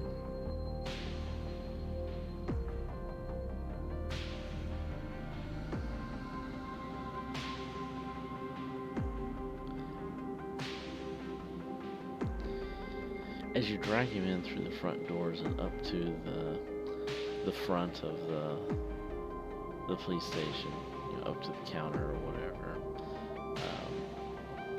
the desk sergeant is like looking at you like, what the hell is going on here? You have 4 civilians that are, dragging this guy in. It's like, what's going on here? This is most unusual. What are you doing to this man? And then he starts screaming. He's like, no, don't listen to them. They beat me. They were gonna do horrible things to me. I show my badge, and I say, "This man is a wanted criminal." He looks at your badge and he's like, that means nothing to me. Where did you get that toy badge from? It's not a toy. This is the Federal Bureau of Investigation. Oh, what is that? That is no British agency. Oh, it's not. No, we're an international agency. Yeah, you haven't heard of us, really? How long have you been on the force? Give me a check to try Gonna to persuade him? get your way through this. It's gonna be a bluff or a persuade, fast talk, something of that nature. Oh, I have no luck. I have no luck.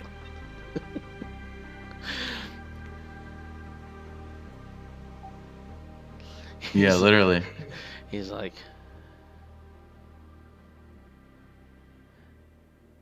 get that toy badge out of here and tell me what's going on.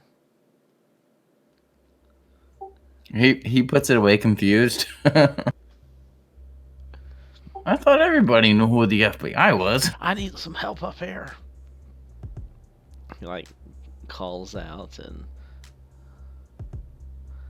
he gets, there's some other police officers who kind of come responding.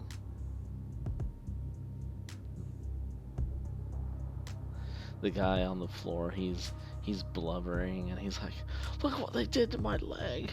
They tortured me. They busted my knees and my feet.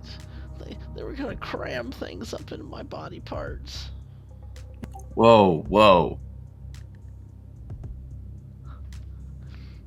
Okay, let's see how good he rolls.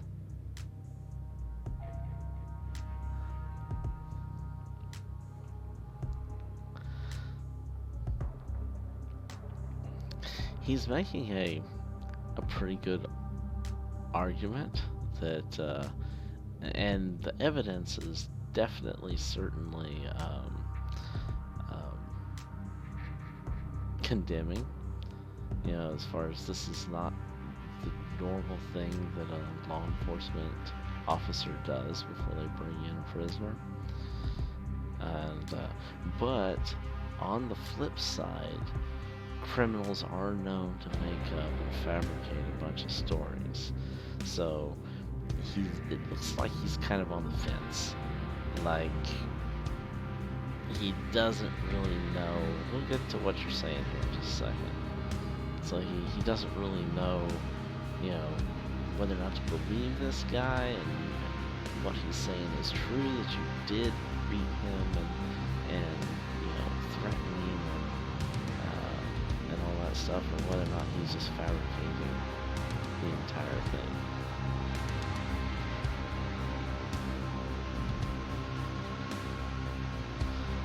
No, you wouldn't have any kind of a badge. It'd just be an unspoken authority, kind of a thing. Yes, this guy is British. Yeah, so it would be like, call this person and they'll verify my credentials or identity, but you wouldn't actually have a badge.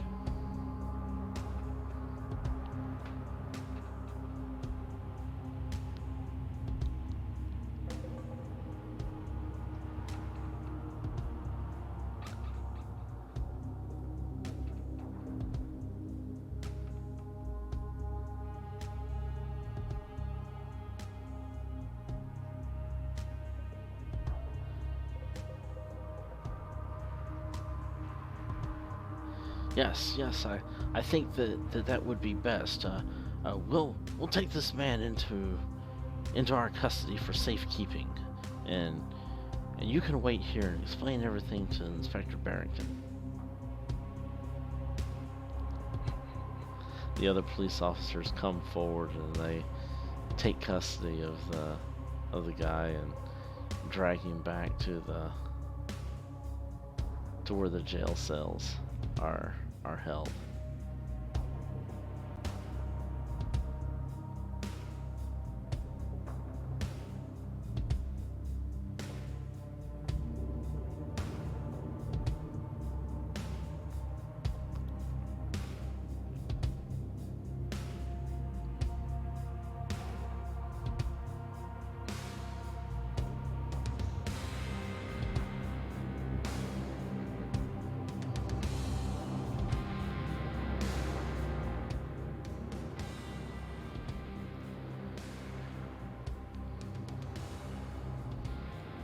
Okay, so you guys are going to just have a seat and wait then? I think it would be best if you fill out these papers, uh, make a report, exactly what happened.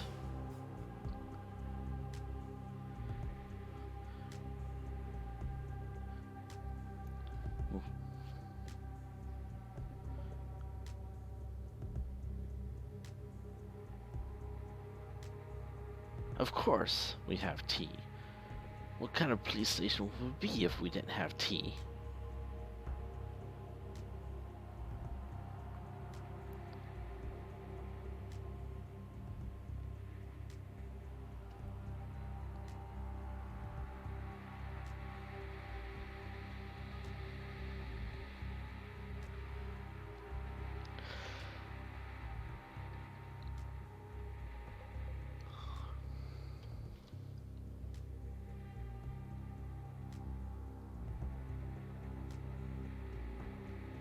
Yes. Well, you can put your number and file everything in the report. The inspector will take your statements and conduct the investigation.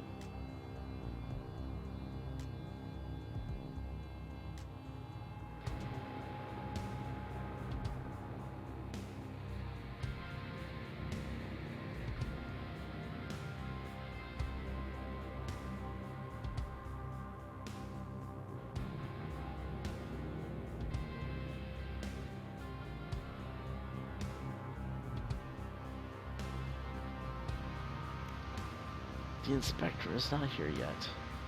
He should be arriving shortly, about an hour and a half or so.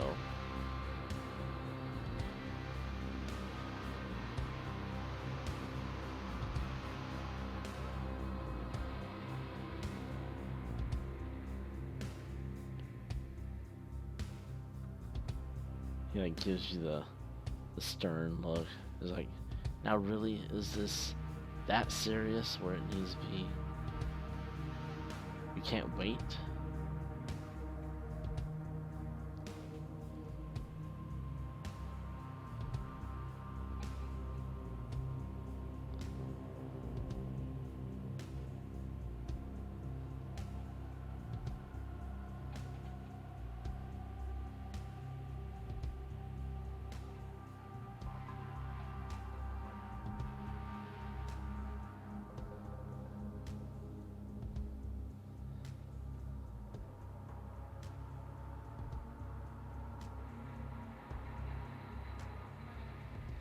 Yes, a few have gone missing.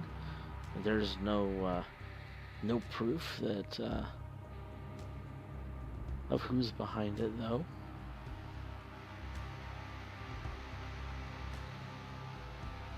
And if this man is guilty of that, then we now have him in custody.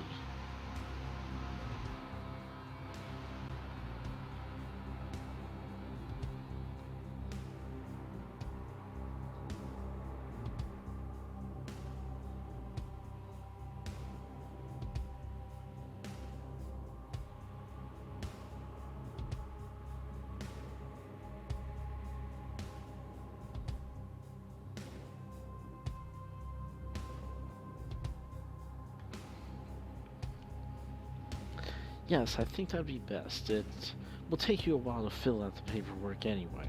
The inspector should be here by the time you're done.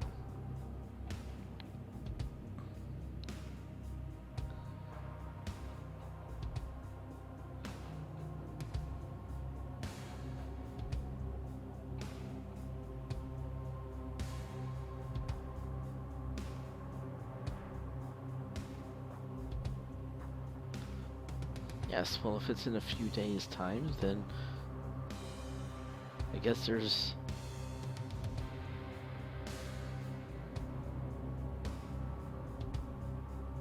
time to stop them.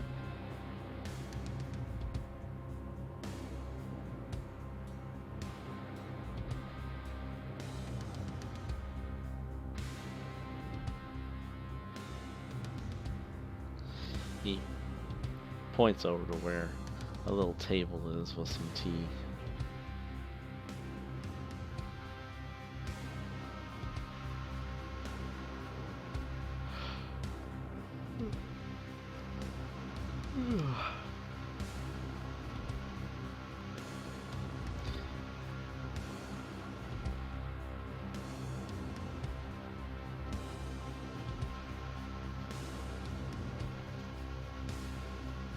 Alright, so he gives each of you forms to fill out for written statements. And,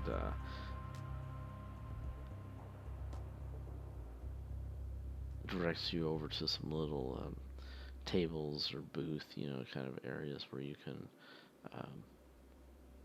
write out your statements.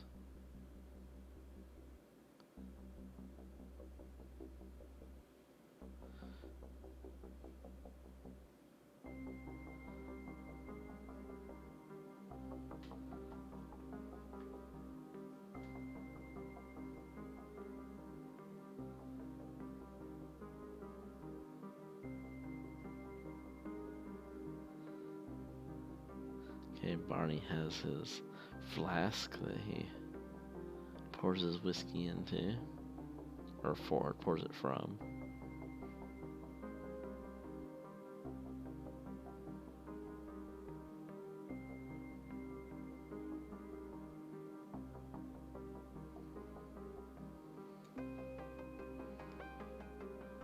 Yeah, you guys proceed to fill out your statements, and sure enough, about by the time you're done with the statements, you take them up to the desk sergeant. He stamps them and he files them away, and he tells you, that the inspector should be here soon. You have a seat, and it's just a very short period of time.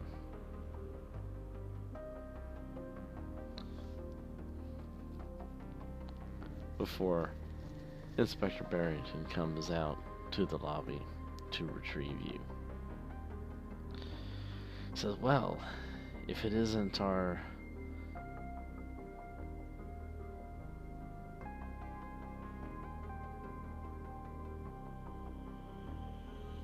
investigators from across the sea and here locally. So I hear that you've caught someone who is behind these murders that we talked about earlier.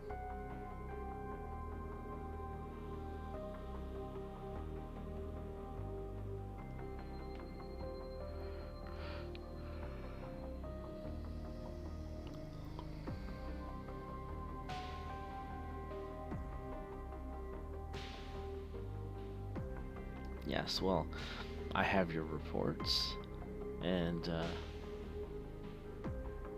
why don't we talk about exactly how this all came to pass?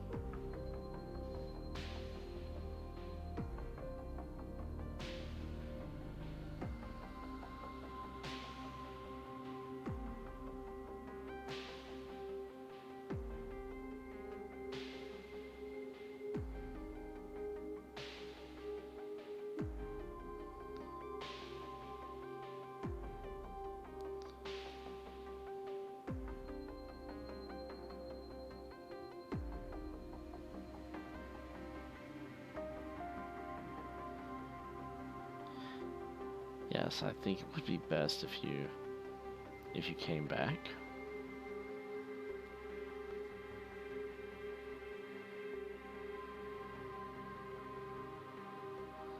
Have a few questions for you as well.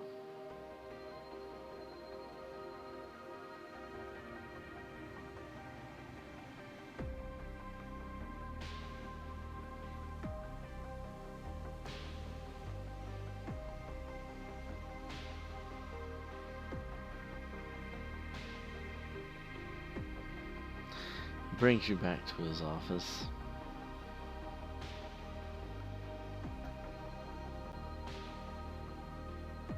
So, how does all of this tie into the murders? Cults and magic hocus pocus and rituals and everything else. This is all very hard to believe.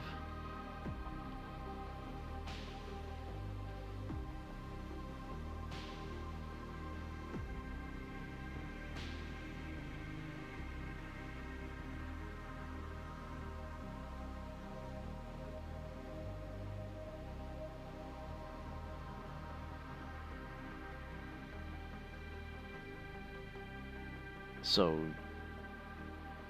you're admitting to me that you've killed British citizens?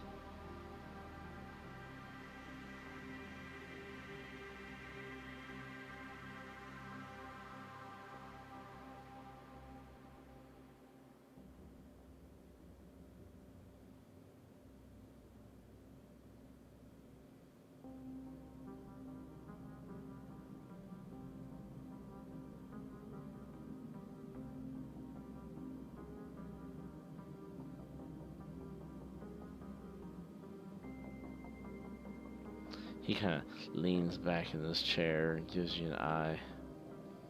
MI6, huh? And I'm just supposed to take your word for this?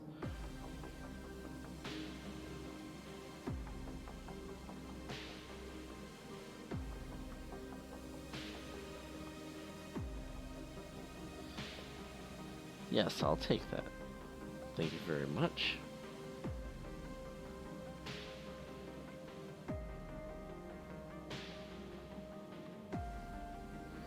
He picks up the phone there at his desk and rings the operator. Yes, please connect me to the following number. He reads off the number.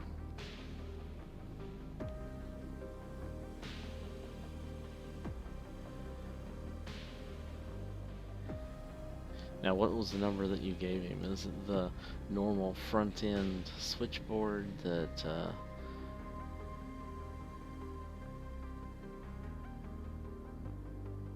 you normally call through? Or was it some other alternative backline?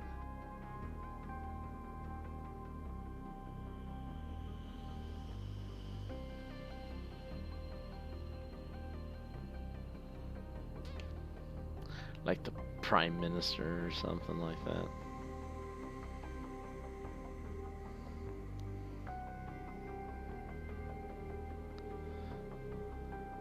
Yes, this is Inspector Barrington with Scotland Yard. Yes, I have an individual in my office. Claims to be with your department.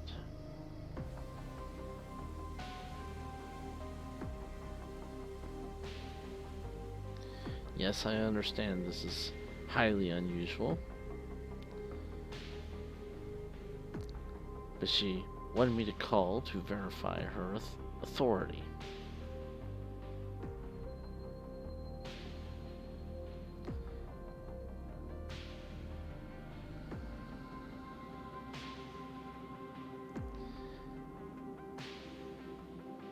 Yes, her name is Irene Ward. Oh, is that right? Yes, I see. Mm-hmm. Okay. I'll keep that in mind.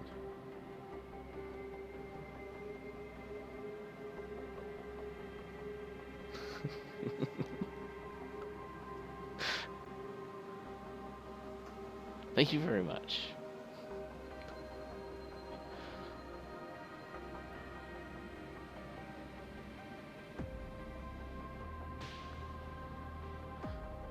He hangs up the phone.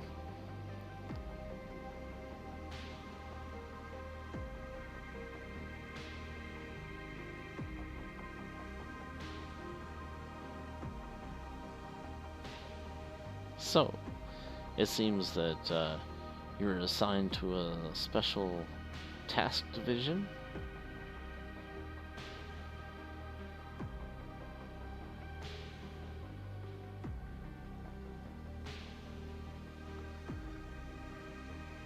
I still don't understand how this gives you the authority to start murdering British nationals, but I guess that's above my pay grade.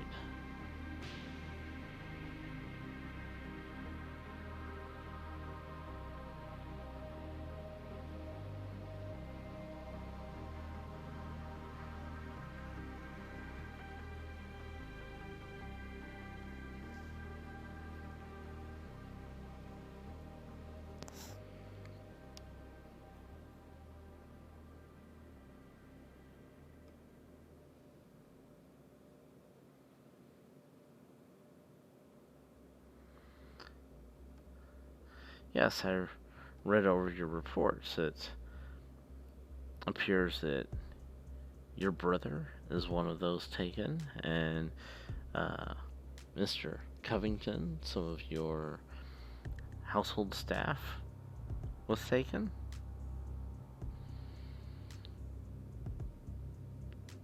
And what was the impetus on this? What was the catalyst?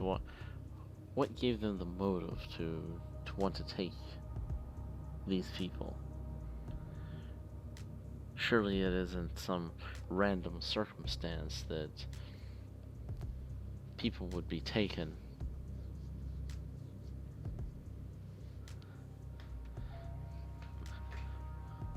By those that I was just talking to the other day, looking into all this stuff.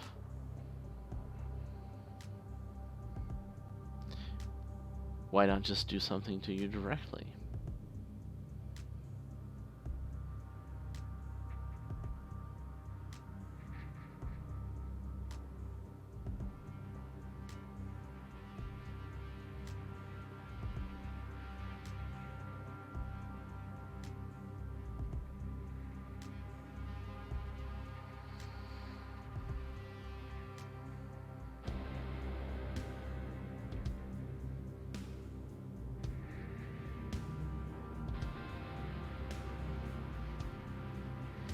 So tell me about this man. How did you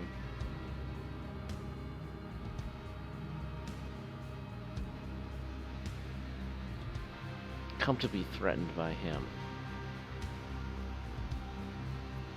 If this was in self-defense.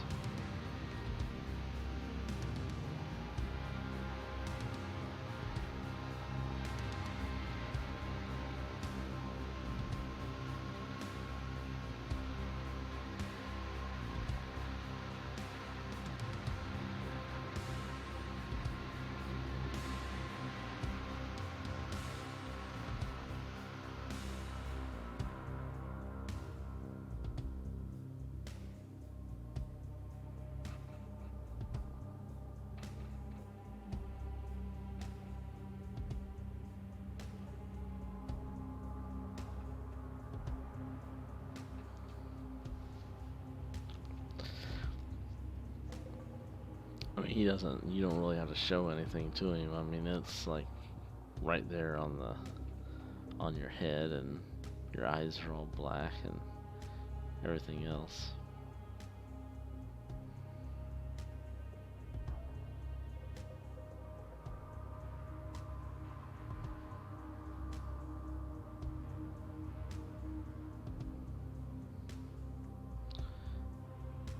Yes, so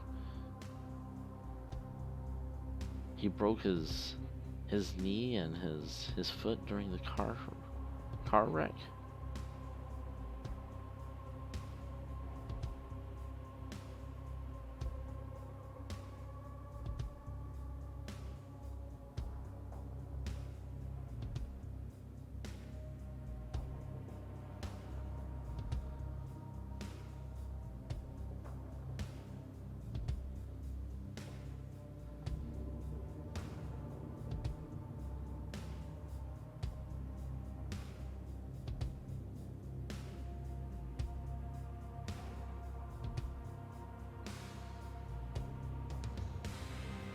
Yes, we've already investigated the crash. Officers found it early this morning.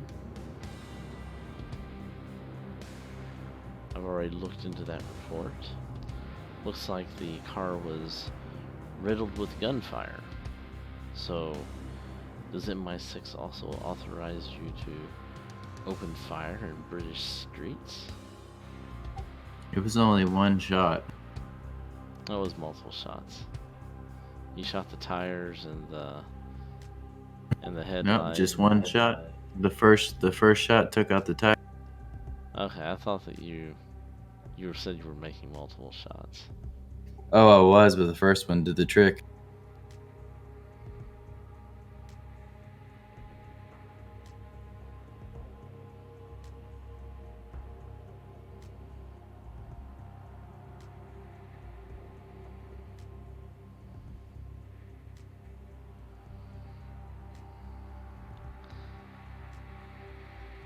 And what about these others? These Americans? Do they have firearms?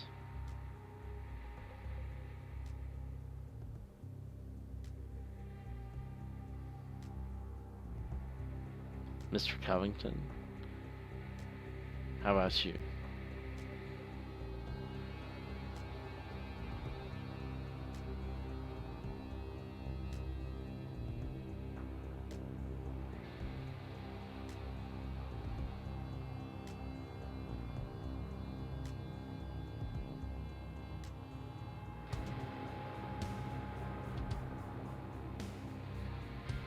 He glances at Barney's license and slides it back. And then he has an expression on his face like, yeah, I'm still waiting for the Americans.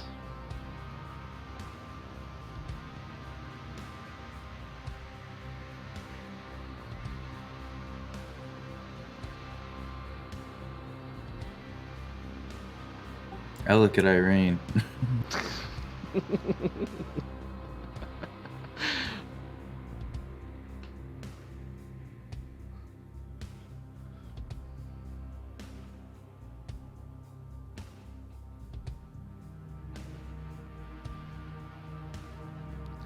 You do know that not even our own law enforcement officers carry weapons. You Yankees are like cowboys. You think that your guns... You have to always have your guns so that you can shoot them off everywhere that you go.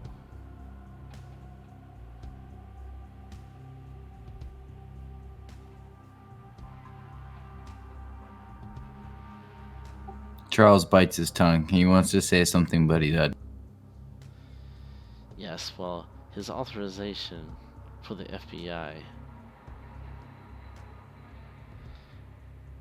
does not extend to this country. I would not be able to go over to America and just start waving around my badge and start harassing the American citizens.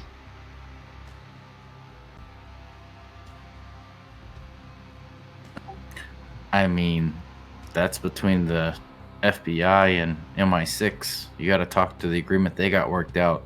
And as far as harassing any citizens, I ain't harassing nobody. I'm saving innocent folks. Just like you do, sir.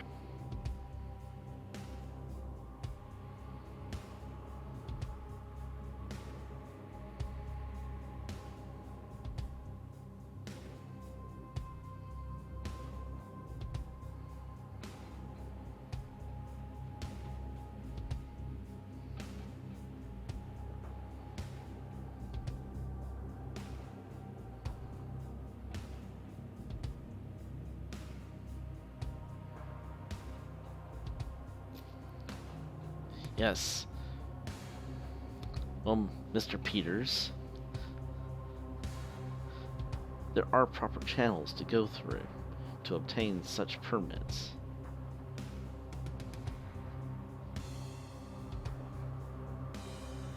We have laws for a reason, and it's not for you to come over here and to circumvent them.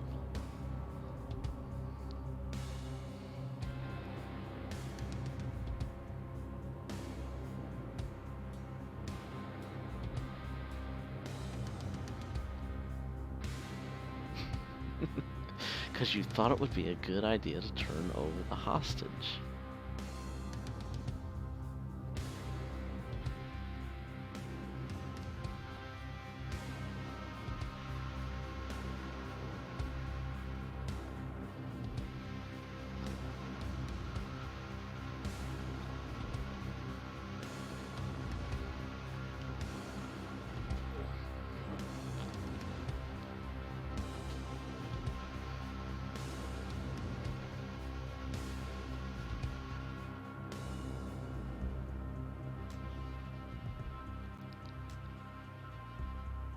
And so, did your organization issue permits?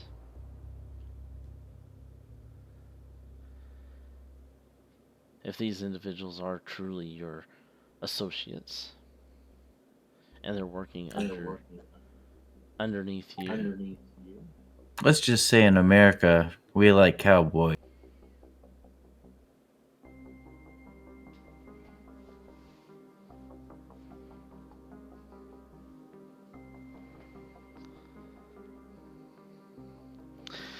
okay, Irina, give me a diplomacy roll. As you try Your to best skill. as you try to diffuse the situation between no, because he doesn't really care too much for your charm.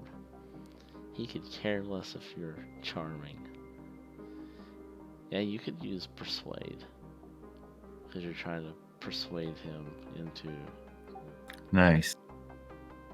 your argument. Once in a while, you're a good spy.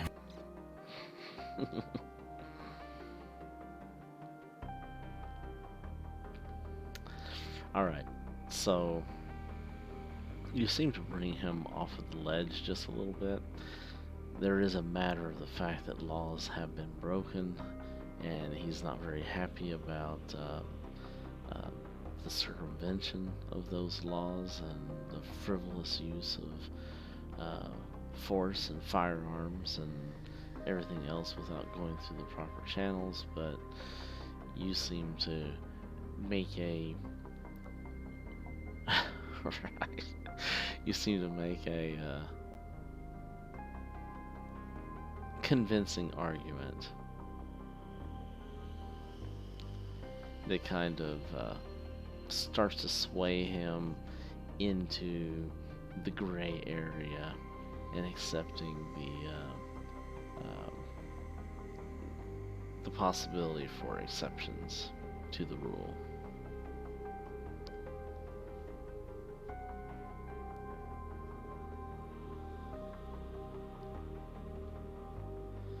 And what evidence do you have of this cult other than the man that you brought in?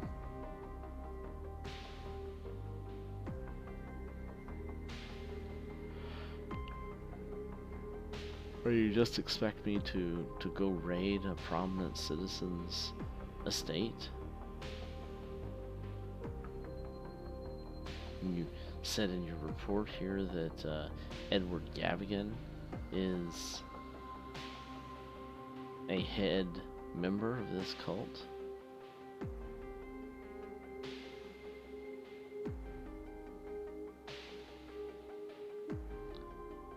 You know that if I went against Ed Gavigan, that I may as well look for a new job. They'd have my head on a platter. Can't go attacking prominent citizens who are known for their exploits, benefiting the nation, without some sort of proof.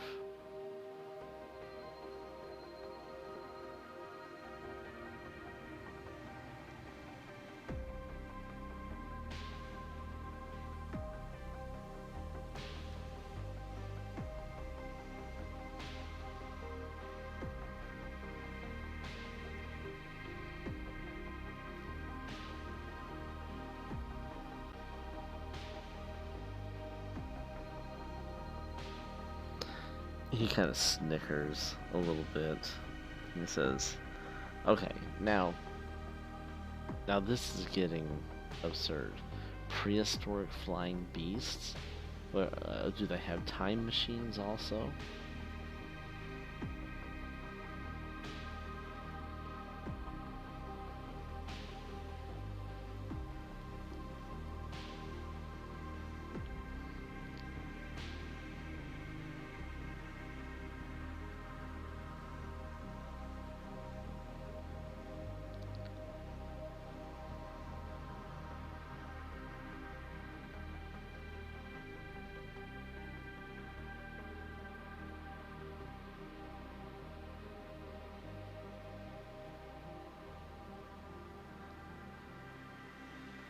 No, I think I've heard enough. So there's this huge ritual that is going to be taking place. When is this?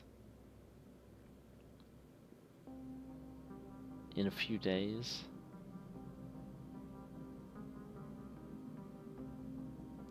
Yes. So this ritual is going to take place out at Edward Gavigan's country estate. And he is the lead priest, and he will be summoning creatures from who knows where, performing sacrifices.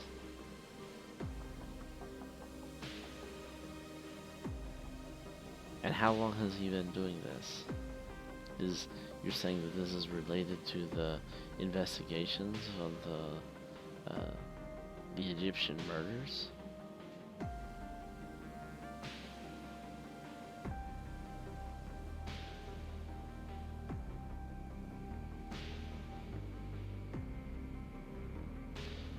So if he's part of a cult that is an Egyptian cult that is operating in this area, then why are they killing Egyptians?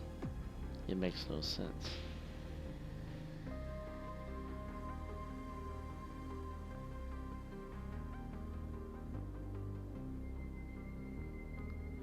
He said something about believing some will come back to life, and the ones that do come back to life are the true believers. Dude's wacko.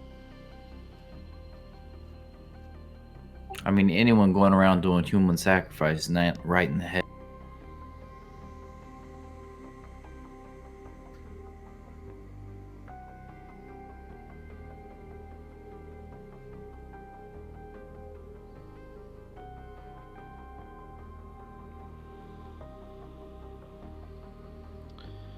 Yes, well,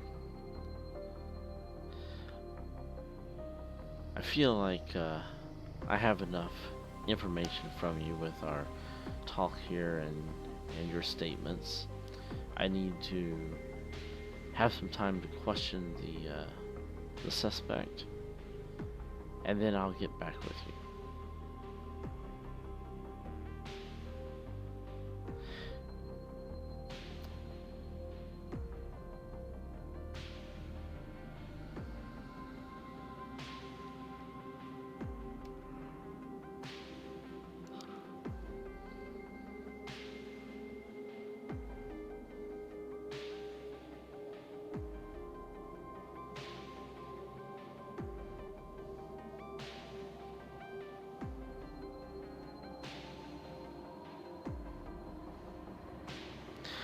Alright, and so this is a good place for us to leave off.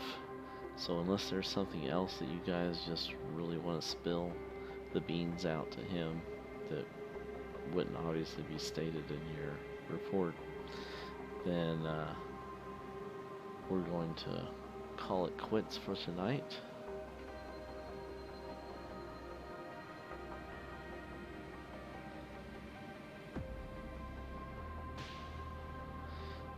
Did you tell him about the club that you found at the estate? Is that what you're talking about?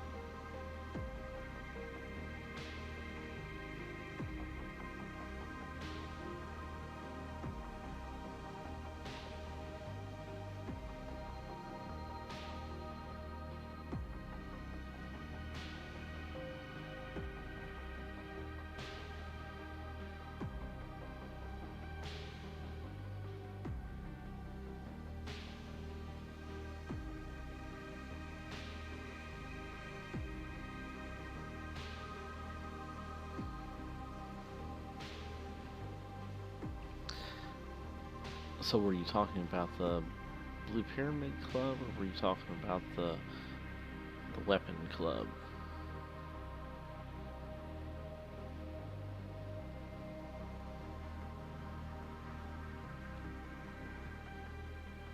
Okay. So were you mentioning anything about the Blue Pyramid Club?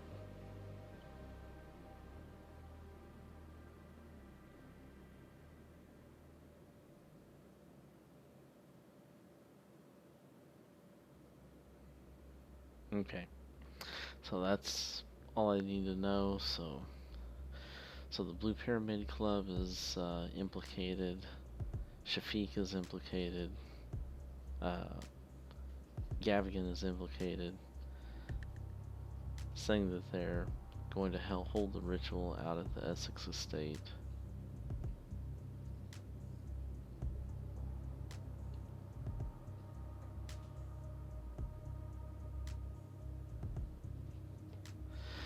And we will go with that information. He's going to conduct his investigation or interview, interrogation, whatever you want to call it, of the suspect, and he will give you a call. He is dismissing you to but advising you not to leave town until you hear back from him, and wants to know where he can contact you at.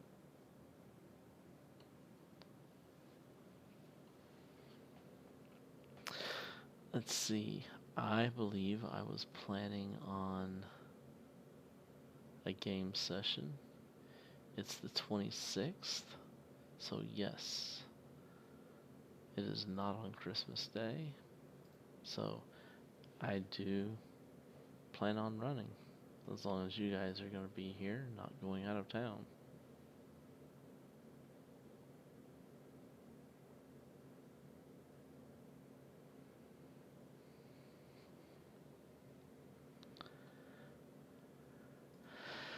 Alright, well, that was a pretty fun session. We had 2 torture investigation scenes, one of which was an oopsie.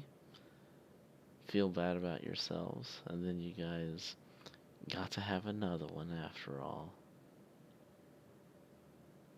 You got to fill your murder hobo need. Irene got to fill her murder hobo. Alright, well, I am pretty tired here, so I'm going to shut all this down. You got stopped from killing someone yet. Yeah, you almost did. Got close to it. Barney stopped you this time. I stopped you last time, so. She's like, I'm gonna climb that. Oh, you ruined it.